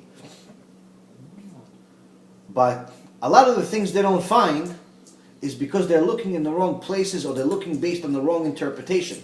Mm-hmm. Remember that a lot of the modern science is not necessarily just from Israel. A lot of it is obviously around the world. And a lot of it, they're using like Christian interpretations or different religions that are not based on the source. The source is Judaism. Mm-hmm. So it's like saying, I want to know what the Torah says, but I'm going to learn it from a priest. Come on, are you serious? I want to learn what the Torah says, but I'm going to go ask Muhammad. It's very funny sometimes that people say, no, you guys don't understand. Like, meaning the Jews don't understand. What do you mean we don't understand? Torah is written in Hebrew, not in English. Torah is not written in Arabic. It's not written in Greek. It's not written in any other. It's written in Torah. How we're not going to understand our own language? Are you serious that you're telling us we don't understand our own Torah? And that also applies sometimes, unfortunately, to Jews themselves that say, no, the laws in the Torah, they don't apply anymore. They don't apply anymore. They're not relevant anymore. I actually had somebody come to me, which Baruch Hashem had happened, because it shows that Baruch Hashem, YouTube is being effective. Someone saw one of the shiurim we did a few weeks ago and was very angry at me. He came to me in the shul and was very upset with me about what I said about Mechalel Shabbat, like as if it was my opinion. It's not my opinion. It's what Torah says. None of this stuff is my opinion. If it's my opinion, I'll tell you it's my opinion. My opinion is worthless. I'm telling you ahead of time as a disclosure. If it's the Torah, it's worth everything. My opinion is worthless. So they didn't like what I said. No, you don't understand. You're not supposed to say that Jews are not good. That if they violate Shabbat, that stuff's not applicable anymore. Not applicable anymore? What do you mean it's not applicable anymore? Because you're saying, even I heard from a rabbi that the Rambam said, and it was much more than just the Rambam said, by the way, what he's about to say, that if a Mechalel Shabbat touches a wine that's not cooked, lo mevushal, the wine cannot be drunk. You have to throw it in the garbage. most wine that you buy in the store now is mebushal, so you don't have to necessarily worry about it. Well, obviously if it's mebushal. But the point is that if a yain that's not lo mevushal, meaning if a wine that's uncooked, if someone that's a mechalel Shabbat touches that wine, you're not even allowed to use that wine to give it to your dog. Not allowed to enjoy that wine. The wine must go into the garbage. You cannot do kiddush with it. You cannot do anything. If he just touches the cup, I'm not talking about if he drinks it. You're doing kiddush. You're Shema Shabbat Baruch Hashem. Mechalel Shabbat, best friend from 25 years ago, comes over. Says, you're doing kiddush. Says, oh wow, it's a nice cup. And he touches the cup. Cup is worthless. You have to take the wine, pour it in the garbage. Torah says it. So he says, Rambam said this, and I heard a rabbi recently that says that's not applicable in our generation. Now let's think about this for a second. You don't need to know much about Judaism or anything at all to know who the Rambam is. They even have a statue of him in Washington, D.C. Even the Goyim know who Rambam is. He was a doctor, he was a philosopher, he was a giant in everything, pretty much. Renaissance man. You're saying that a rabbi, any rabbi in our generation can say anything he said was wrong? You're comparing anyone in our generation to the Rambam?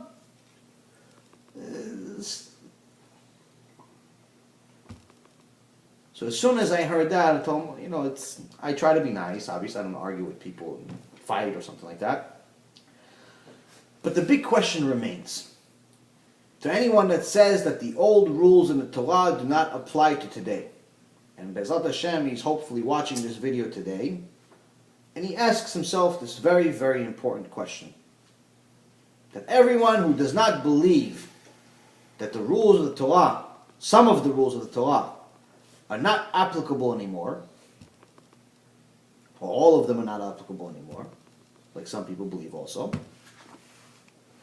you have to ask yourself a very important question.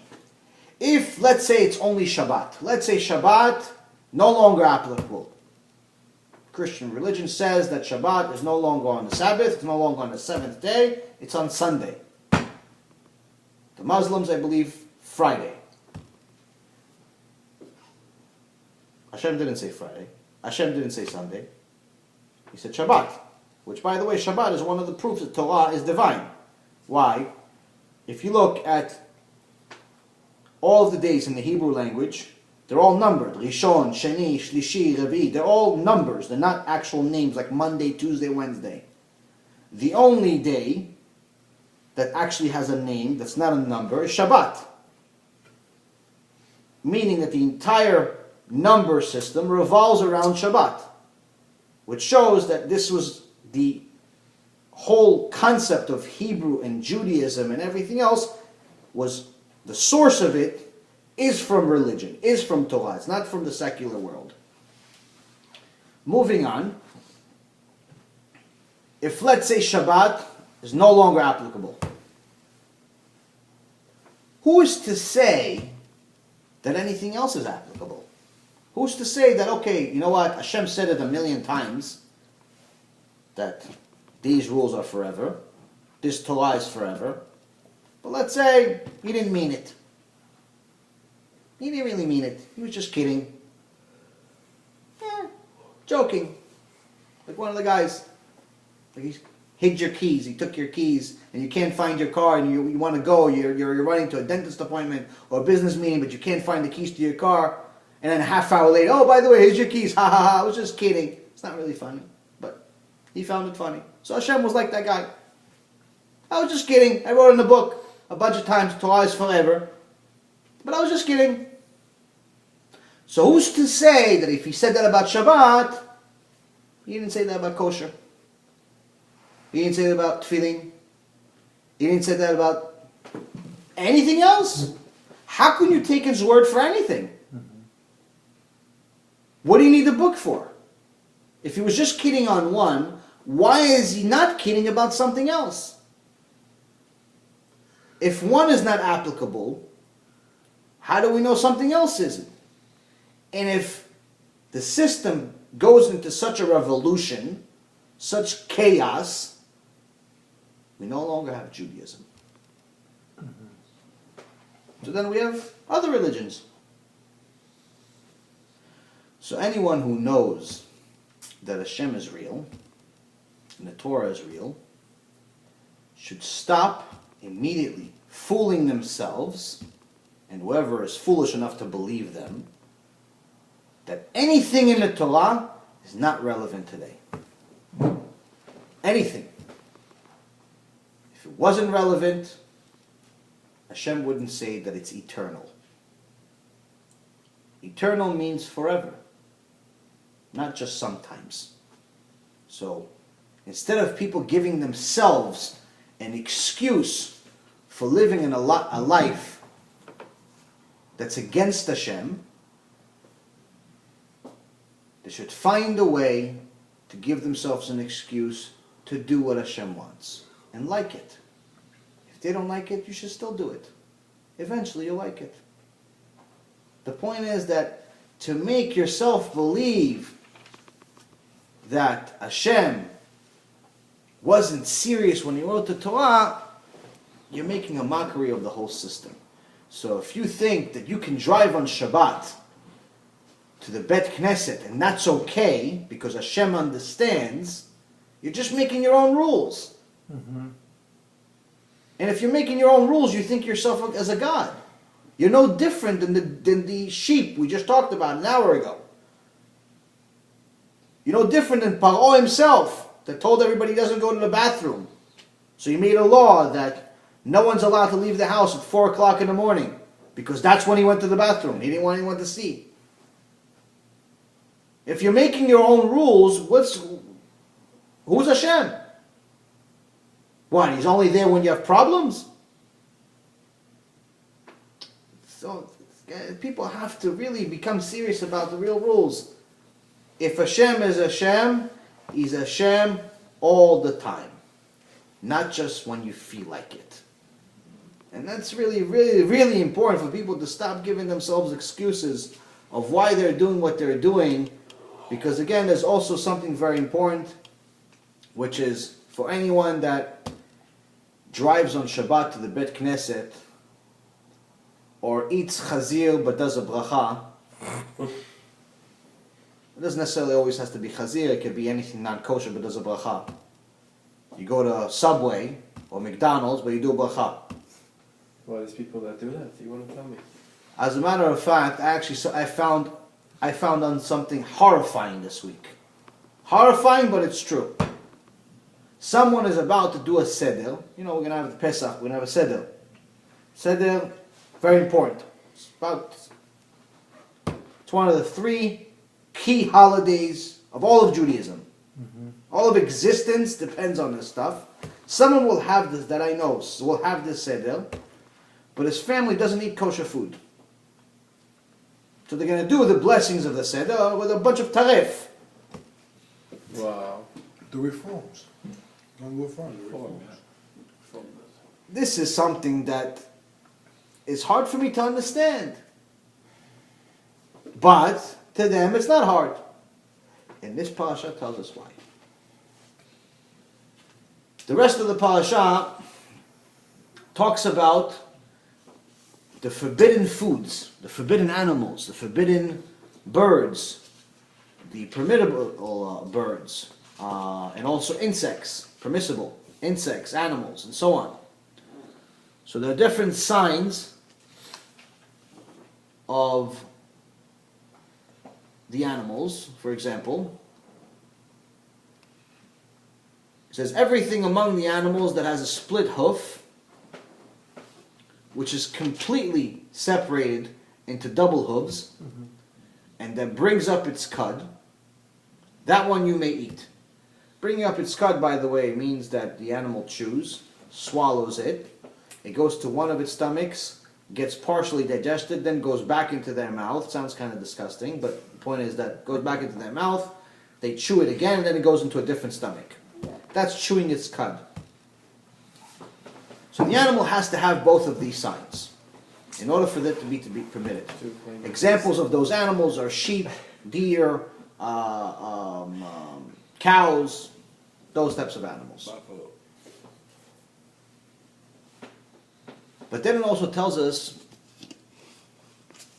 אך את זה לא תאכלו, ממעלה הגרה וממפרסי הפרסה, את הגמל, which say this is the ones that you will not eat.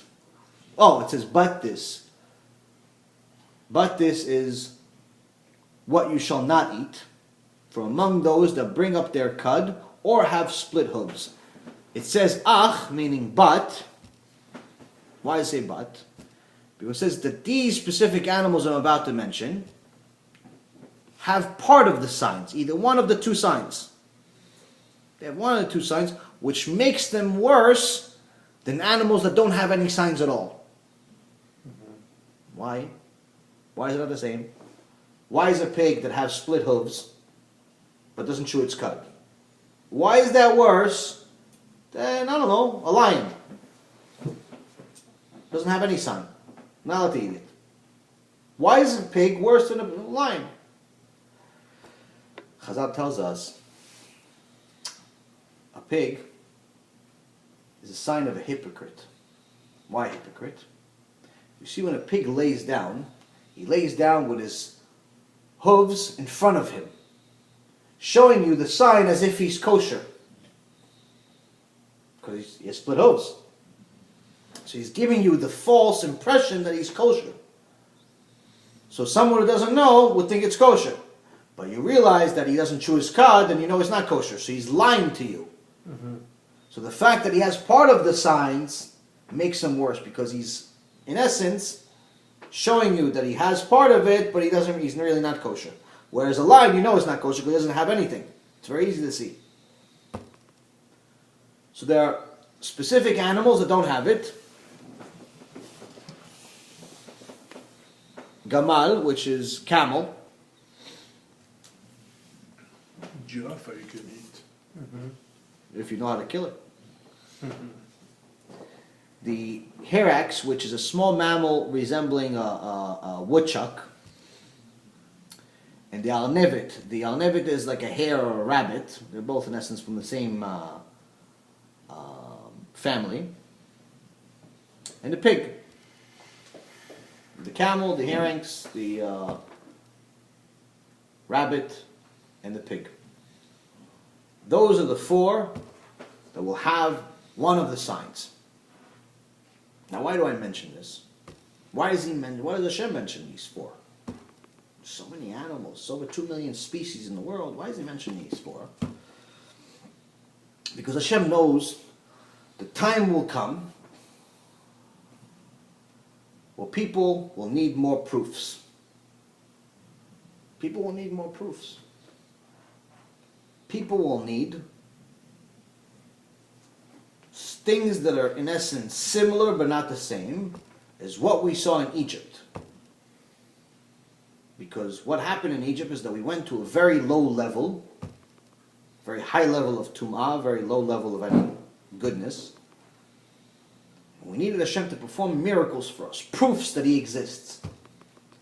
As I said before, we are at that level today. Or worse. And Hashem knew that. He says the time will come when that happens, and people that want proofs, because they want to see and know the truth, will be able to find it in my Torah. The ones who want to live a lie, even if you show them my Torah, they still wouldn't see what's in front of them. I mentioned these four animals because if you look at all the species, no one else has these signs.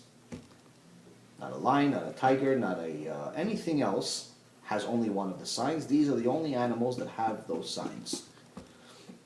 Meaning that the one who wrote this book knew all the species that he created, and no one else will have the same signs as these species that he said you're not allowed to eat. So again, saying these handful of species out of millions are the only ones that are going to have half the signs, and you're not allowed to touch them, already shows that you know that whatever evolution is going to happen, whatever science is going to try, whatever animals are ever going to exist or not exist, these are the only ones that you specifically need to worry about, because these are the only ones that will have half of the signs. And it was written over 3,000 years. So this is 3,000 years ago. This is not when we had, Technology. Stephen Hawking or Albert Einstein or Bill the Science Guy. Another thing is, as Hashem says, another very interesting proof. את זה תאכלו מכל אשר במים, כל אשר לא סנפיר וקסקסת, במים בימים ובנחלים, אותם תאכלו. You may eat from everything that is in the water, everything that has fins and scales, in the water, in the seas, and in the streams, those may you eat. Okay, so in order for us to eat it, for it to be kosher and it's from the sea, it has to have two signs. It has to have fins and it has to have scales. Great. Scales is something that the Rambam explains. Scales must be the easily scratched, like taken off with a knife. Like if it's something like a snake, for example, has scales. But that's not the same type of scales that we're referring to in fish. Scales in fish are easily taken off of the fish, whereas with a snake, it's not the same thing. It's in essence will kill him. So that's different type of scales. The second thing is, it has to have scales and it has to have fins. The Gemara says, elaborates on this point, that Hashem told us, you will find fish that have fins but no scales, but you will never find a fish that has scales but no fins. Ever.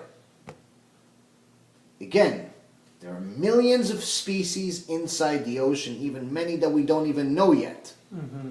We're still discovering many amphibians and different types of species within the ocean till this day. But there are millions and millions of them. And Hashem, that gave us this book 3,332 years ago, said to us, I created everything. I know what I created. I know what will be. I know what it was. I know what is. And I'm telling you, any fish that will ever have scales, you could always guarantee it's a kosher fish and that it will have fins.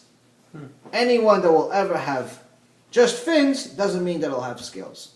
Which means that all of the people through all of the generation can find this mistake, let's say. If they could find one fish in creation that only has scales but no fins, it means there's a mistake in the Torah, it means the whole thing is not valid. Mm-hmm. Why? Because the Creator is perfect. He's not able to make mistakes. So if he tells us, you will never find a fish that has scales and no fins, that means it must be that way. Until this day, no one has obviously found any type of fish that has scales but no fins. So this again is very, very interesting for us to know that there are so many proofs within the Torah that it's divine, that all we need to do is just look a little bit. The tuna has scales? Yeah, Of course. Shark has fins, no scales. Of course. Squid has. Tuna has scales. Yeah, but it's not very visible, the tuna. But it has. I don't have a big 400-pound tuna in my house to show you, but I saw many tunas and I was wondering. well, it's usually because you probably have it in a can or in a salad after it's already ready. Fisherman. Oh, a fisherman? Oh, you definitely have scales. You buy if you're a fisherman, you can see it. It's very, it's right there. If it doesn't have scales, then it's not tuna. You just have to look at the right spots of the. No, it's all over the fish. It's all over the fish. It's very Maybe easy. it's very small. I don't know. Take the knife against the You have to grain, inspect. scratch it. Or magnifying glass, you know. No, it's there. It should be easily scratchable. So then the next thing is that they're actually forbidden and permissible insects. It's very important to know this part because insects, eating an insect, people don't think, well, when do I eat insects? Who eats insects? What I need to worry about it. Anyone that eats vegetables or fruits should be worried about insects because there are many, many small insects that, unless you're looking for them, you will not find them. But anytime you're buying strawberries, many religious people have stopped eating strawberries and berries in general over the last couple of years because you cannot find one without worms or some type of bug on it. And eating a bug that's you could see with your eyes is like eating chazir 6 times. So it's very, very important that before you cook or eat any of these vegetables and fruits, you wash them with soap, with salt. I mean, really, really look and inspect the fruit or vegetable before you eat it, because you could be committing a sin that's drastic without knowing it. Now, it's not... What is it, strawberries and berries? Strawberries, berries, there's different... what's it called? Lettuce. I mean, you can't find lettuce without bugs on it. So if you wash it, you remove all of these things, and that's it. You could eat it. No one's saying that you can't eat these things, but you have to make sure that you remove all of these insects from these things. There are certain things that have it. Like, for example, people that eat chamin. Chamin is a very popular food on Shabbat. A lot of people use barley in chamin. And they buy the barley in the store, and it's in a bag. It's a bag like a rice bag. No one would possibly think that there's a bug, even one bug, in a barley bag. Because it's in a bag, it's factory, they put it together and everything.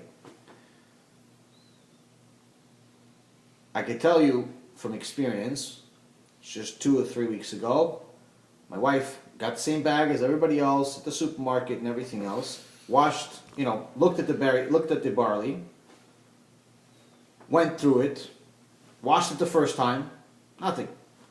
Then put it in the pan, put it in the thing, and just filled it up with water to continue washing it. Floating. And all of a sudden, as it floating, you started seeing bugs all over the place. 15, 25 bugs started walking around. She took a video of it. It's the most horrifying thing I've ever seen in my life. These things are walking, they're running. I don't know, they were like, it's like living inside. You couldn't see them in any other way. But after you put the water in them and all the stuff, they're coming out and they're hanging out. They're all alive and well, living inside the barley. So it's things that we usually wouldn't think about. But it's there, and it's it's something very, very important to be careful of. So now, Hashem mentions these different types of flying and different bugs of creatures we cannot eat, but there are actually a few that we can eat. One of them is something similar to locusts.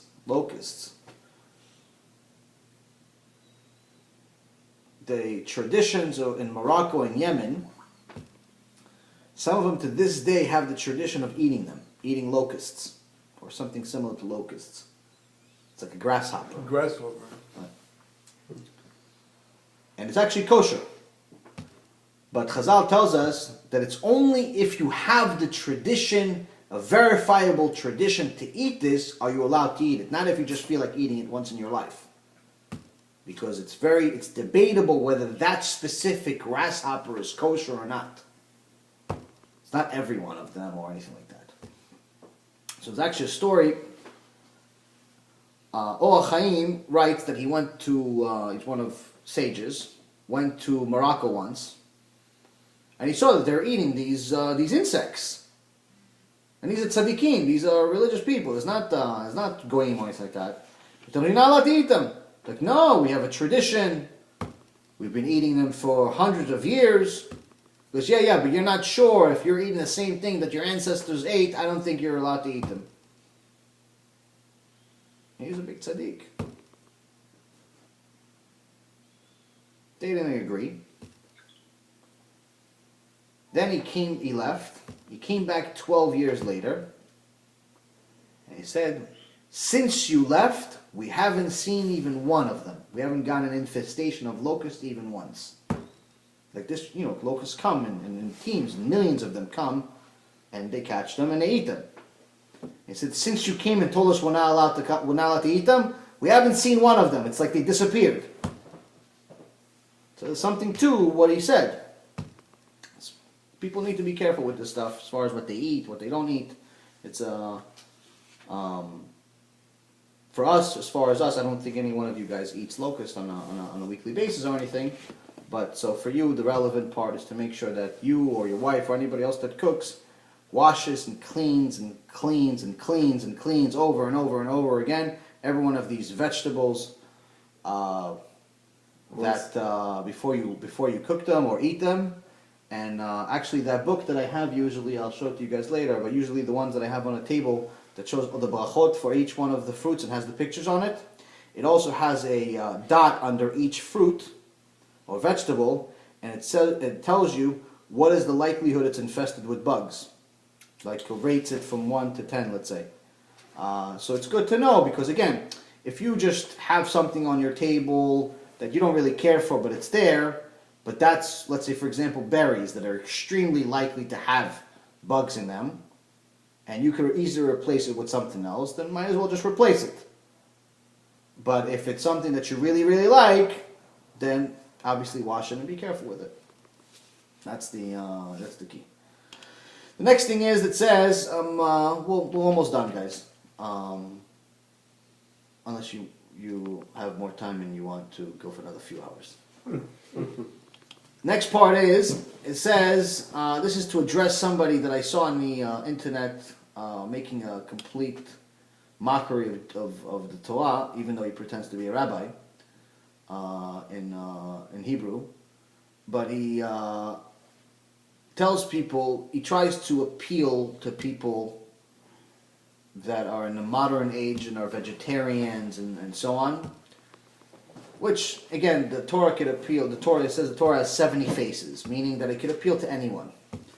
But it could only appeal in an acceptable way, meaning in a way that does not contradict Chazal and what was already said.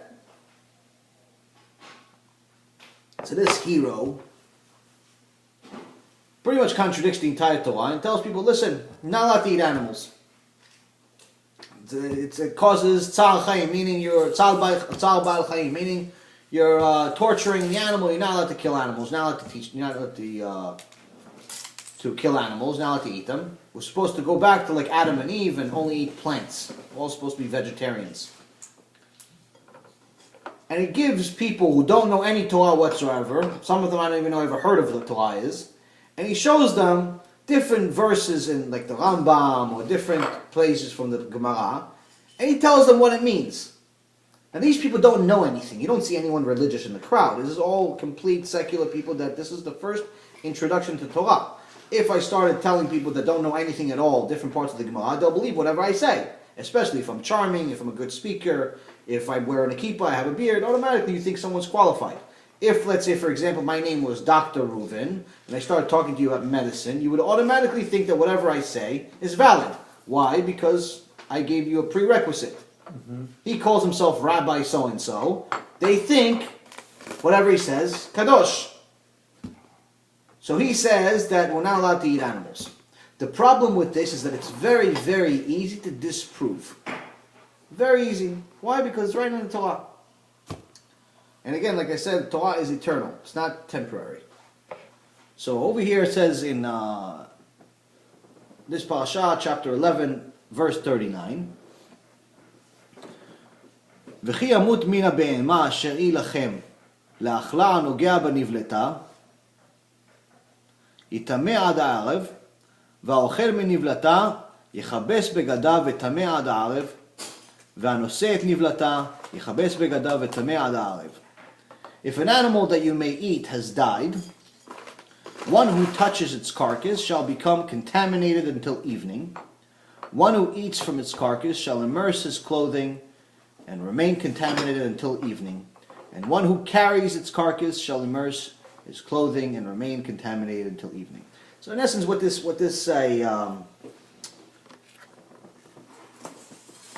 section is talking about is the contamination of kosher animals, meaning that if an animal dies without slaughter, you're not allowed to eat it. It's called nevela. This by itself, this just one verse that I read, this proves the whole argument of anyone that thinks that we're supposed to be vegetarian. Why? Because it's telling you that if an animal dies by itself, meaning without slaughter, you're not allowed to eat it. Meaning the only way you're allowed to eat an animal is through a kosher slaughter.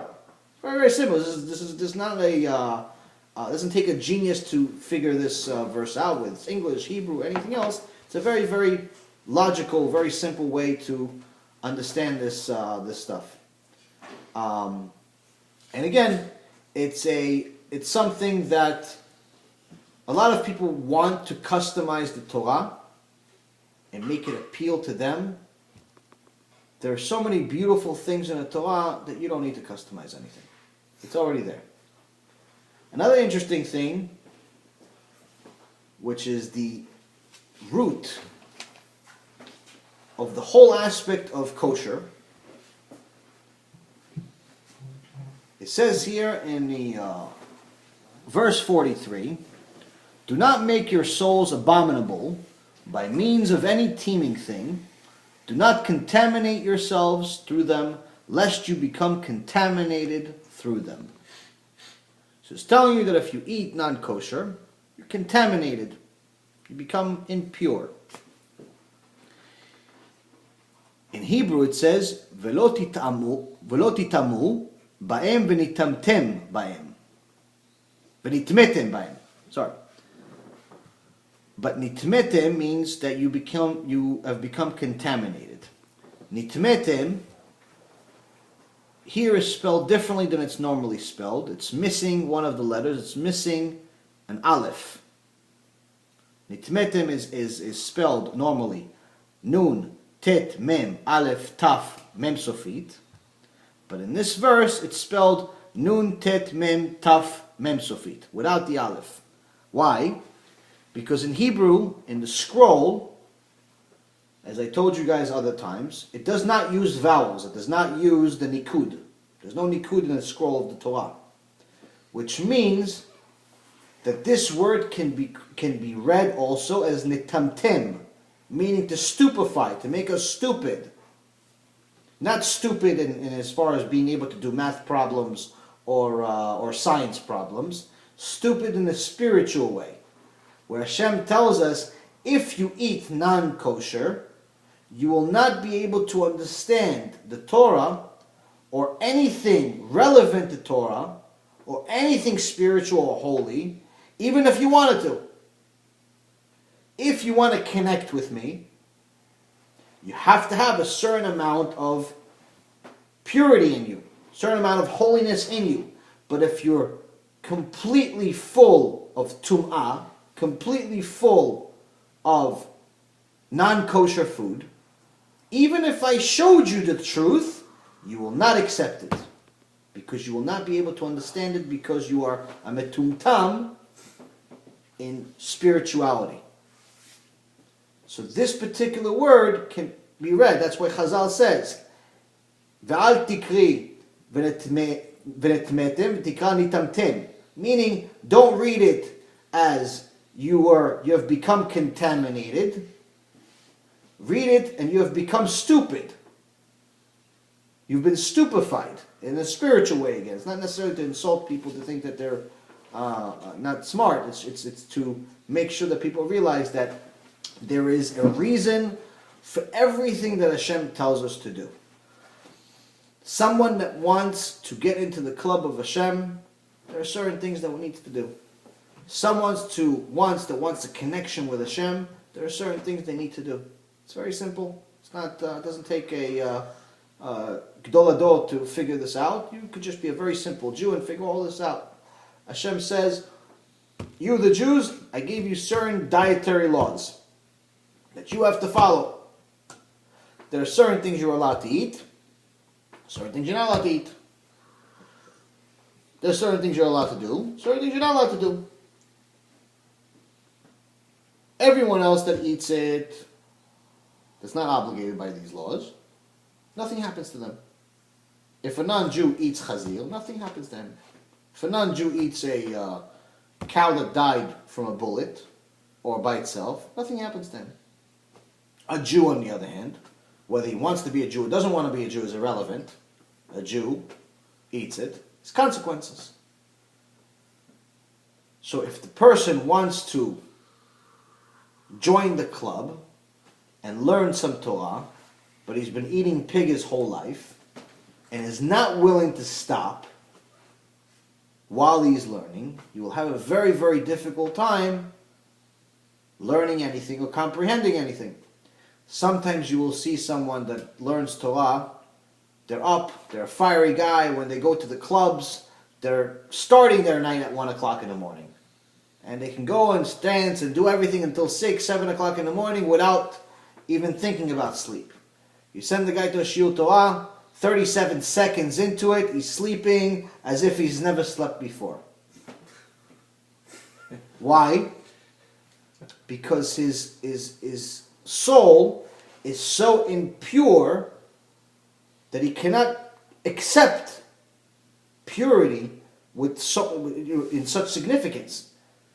He's so far that it's hard to get him close in the same way that I can get you guys close. You're listening, you're up, you're alert, you're involved for 2 hours. So there's a big difference here. And Hashem says this is part of being either pure or metumtam. You know, Hashem is not insulting us for the purpose of calling us names. He's telling us what is the consequence of our actions. Next thing it says towards the end of the parasha, it says, "For I am Hashem your God. You shall sanctify yourself, and you will be holy, for I am holy. And you shall not contaminate your souls through any teeming thing that creeps on the earth.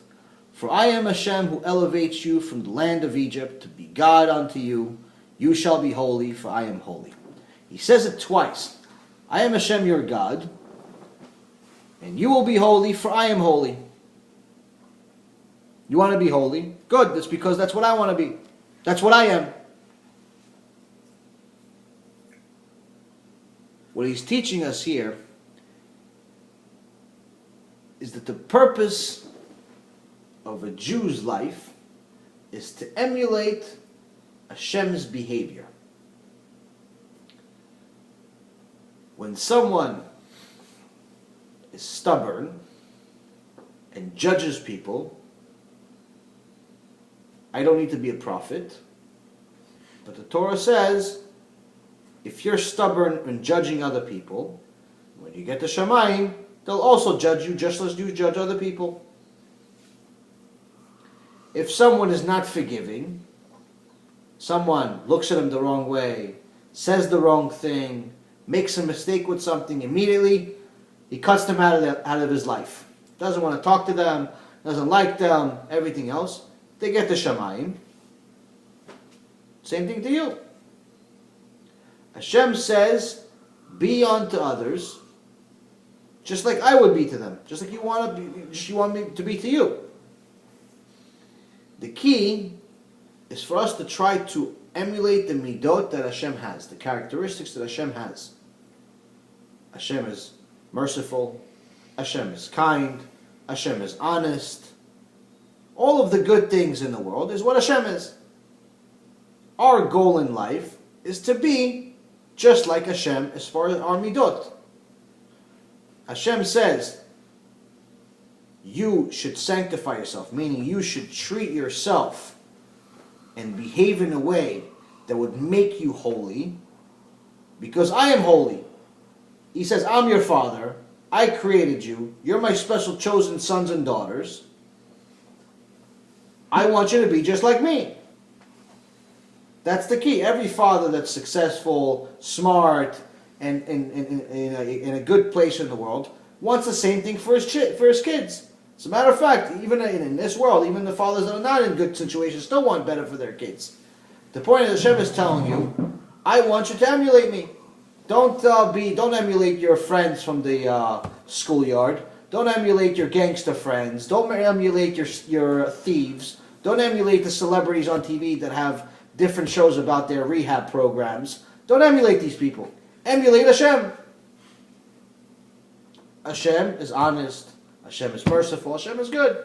And that's the thing that we have to realize, because when we look at the world around us,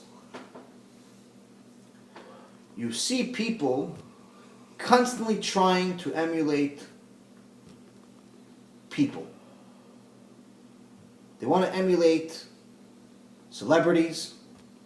They want to emulate superstars. They want to emulate the rich people on the street. Everyone's competing who has a bigger house, who has a nicer car, who's on TV, who's not on TV. So much so that people are willing to go through embarrassment just for the purpose of fame. And just like I mentioned before, if you look at just a few generations ago, not even a few, 2 generations ago, one generation, when I was a kid, not that old, when I was a kid, if someone smoked, one of the kids smoked, everyone knew about it. And all of the parents say, you are not allowed to hang out with that boy. The whole neighborhood knew that that boy smoked.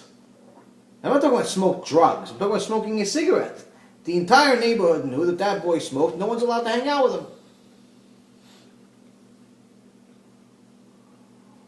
Anyone that didn't keep Yom Kippur, for example, everyone knew who he was. Oh, that's the Rasha. No, don't hang out with him. I don't know about his family. It's just everyone knew everybody's business. But in essence, people were very, very careful to be embarrassed. Their honor and the kavod of the family was very important. Not for the purpose of showing off, but for the purpose of, being respectable. Not too long has passed by, and you see the so-called superstars of the world, the so-called celebrities and the, models of what people look up to, have shows about their rehab program. Like, they're degenerate drug addicts or alcoholics, which again is a sickness. I'm not judging anyone that's an alcoholic or a drug addict or anything like that. But the point is that that's a very personal thing. I had a few friends that had drug problems, and it's not an easy problem. I feel bad for people that have those problems. It's not an easy problem at all.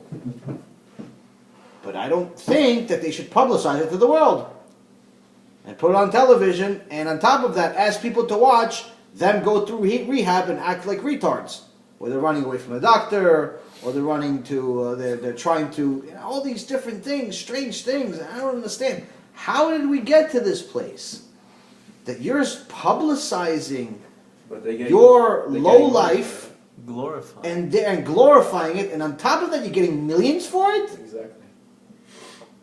This is what we got to? And that's why I said that if the level of tum'ah that we had in our generation had 100 points, we'd be at 110, 105. You have shows on TV, just like this. It doesn't make any sense. And that's the thing. We have to realize that everything that we do is going to come a time that we're going to have to pay for it. Or we will be paid for it. Everything. There's an eye that watches and an ear that hears everything that we do, and everything is written in the book. And the key is for us to realize that there is a judge that's going to look at all of these things. Why is it important to know that there's a judge? Because if we know that there's a boss in Shamayim, there's a creator in Shamayim, before we take any step, we will think about it twice. Before you steal from a customer, or overcharge him, or not pay back a loan, or cheat on a wife, cheat on a husband, do any of these evil things that people do and think nothing of it, you realize, wait a minute, the boss up there, he sees me. He knows me. Maybe my wife doesn't see it. Maybe my boss doesn't see it. Maybe my kids don't see it. Maybe nobody sees it. But he sees it. And there's going to come a time that I have to pay for it. Someone thinks like that, even a little bit, has a little bit of yirat shamayim, meaning a little bit of fear of Hashem, automatically changes the way of their life. Automatically is already putting themselves on the road to righteousness. But someone who thinks, no, I like the stories, I believe in Hashem, but I don't do anything about it. I like the stories, I like to go to Shiurei Torah, or I like to look at lectures online, but I don't really keep anything. I think the stories are cool. I think the rabbi is a good speaker, I think there's a cool movie.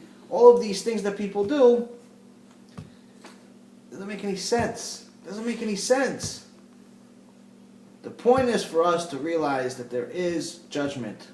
There is a day that there's going to come judgment. The Gemara says, someone that has Yetzer Hara, do Kriyat Shema. Meaning do Shema Yisrael.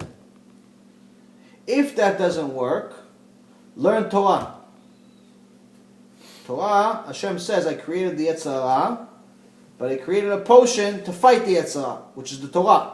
Someone that's going to get over the Yetzer Hara, learn Torah. If that doesn't work, remind yourself of the day that you will die. Remind yourself, why would I think about the day I'm going to die? Why do I want to think about the day I'm going to die? Because someone that has yirat shamayim, someone that has fear of Hashem, is going to realize that one day I'm going to die. What is this life? This is a posdol. This is a hallway, this life. It's not the real life. It's just a few years, 70 years, 80 years, 100 years. Life is eternal for a soul, if it goes to Olam Haba. So this 7 years is nothing. Time's going to come. I'll be in front of the judge and jury, and I say, listen, Chal Shabbat, not kosher, cheater, liar. Look at everything I did. Maybe I shouldn't do what I'm about to do. Maybe the Yetzer Hara can go somewhere else. Go bother somebody else. If Kriyat Shema doesn't work, where it reminds you of Hashem a little bit, belief doesn't do it for you yet. Belief doesn't make you a better person yet. Then learn some Torah and be reminded of the details of why you have belief. Reminded of what Hashem did for us. Yetziat Mitzrayim. Learn Torah. If learning about the Exodus, learning about Yetziat Mitzrayim, learning about the miracles, that doesn't do it for you and gets rid of the Yetzer Hara, then there's only one thing left for you, my friend. Sorry guys, I have to leave. Then there's only one thing left for you, which is the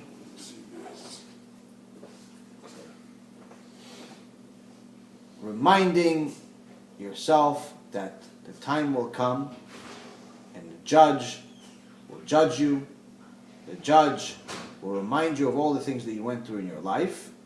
And the key is to make sure that you're not one of those people that says, oh, I didn't know. Because there's no excuses then. Our chance is only in this world. Once a person finishes this world, there's no chance of improvement. And I'll finish it with a story. Too bad he's missed it. But, true story. It happened some years ago. Last maybe 10 years, 15 years ago. There are times where there's one of the punishments for people that sin is that their soul never rests until they get a gilgul, until they go back into this world, or until their judgment is completed, or something like that. Their soul never rests, and it travels in the world. And they're tortured. It's a very, very bad torture. I don't want to scare you guys, but the point is that it's not good. Now these souls, will sometimes have the ability to get into a living person. Meaning that they will go into a living person and function as that person. It's called dibuk. And they'll have a different voice. And like, for example, a woman can talk like a man, or a little baby can talk like a person. It happens. Done. It doesn't happen every Tuesday or anything, but it happens. It's happened. There's proof of it. It happened in our generation, past generations. There's recordings of it. Anyway, it's not something mystical that happened only 2,000 years ago. Like it happened now. There's recordings of stuff. Anyway, one time there was a dibuk. I believe it was in Israel somewhere, and this person went into another. This soul went into a person, and every time, the rabbis came to try to take this thing out by prayers and convincing him to come out, and every time that it would talk, it would constantly curse, like complete filthy mouth. Curse a lot. And they asked him questions. Who are you? Where are you from? All these different questions to try to figure out what's going on, how to convince him to get out. And he told them about the real world, meaning the world in Shemayim, another proof that Hashem exists and all of that stuff. But the point is, one of the people asked him, the reason why I bring the story is because one of the people asked him, we don't understand, you know about the true world. You know about Olam HaEmet. You know about the true world, you know about judgment, jury, you know about the consequences of our actions and so on. So if you know about all the truth and you've seen it, why do you still act like a beast? Why do you still act like an animal? Cursing and all of this foul language and behavior, why? And it says something very special for anyone that wants to pay attention to the details. So during the time in this world, during the time where I was actually alive as a person, this is the way I acted. I cursed all the time. I lied and I screamed and I acted like an animal. Once I died in this world, my soul could no longer improve. The way I died is the way I have to stay. I can no longer improve. So even though I don't want to curse, let's say, I can't stop because my soul is exactly as I lived. Which means to us, we are going to reach our full potential in this world as far as Kedusha. We can't get better. If someone wants to be holy, they have to do the best they can in this world to be holy. If someone wants to be righteous, they have to be the best they can to be righteous in this world. It's not like once you go to Olam Haba, you see Moshe Rabbeinu, you get much better. Where you finish is where you're going to be. So it reminds us that we have a lot of work to do in this world. There's no point of thinking about, maybe later I'll do it and being a procrastinator. I'll just do a few things here, but I'll do a lot more once I see Moshe Rabbeinu. No purpose of doing that because, again, we have proof from the other side of the world that we can reach our peak here. And Be'ezrat Hashem, we spend a lot of time telling some of these stories and other stories we've learned in the last few weeks to our families during the Seder. Because like I said before, the number one most important mitzvah of Pesach is to tell the stories of Yetziat Mitzrayim. Tell the stories of the Exodus, the Midrashim, the story itself, what happened. Even if you think that everyone knows, do it anyway. Rabbi Akiva, that knew the entire Torah and more things than we can even imagine, did the same thing as what we're doing. All the sages, in this generation, in past generations, and in future generations, all have the same obligation of saying the stories of what happened in Yetziat Mitzrayim. It's the most important story in history. It's the purpose for us of this holiday is to talk about this story spend a lot of time with the kids, with the wives, with everyone, telling the story. Don't focus so much on the food. Yeah, the food's great, enjoy it, enjoy the holiday and everything, enjoy every minute of it, but don't forget the real issue. Don't be one of these people that has the right amount of worry, but is worried about the wrong thing. Be the type of person that is worried about the right thing and focuses on the right thing, which is learning what makes us Jewish. And what makes us Jewish is our history. What's going to make us even better is our history and what we do today. So if we remind our kids and our wives and our friends of everything that Hashem has done for us, then we have a good future ahead of us.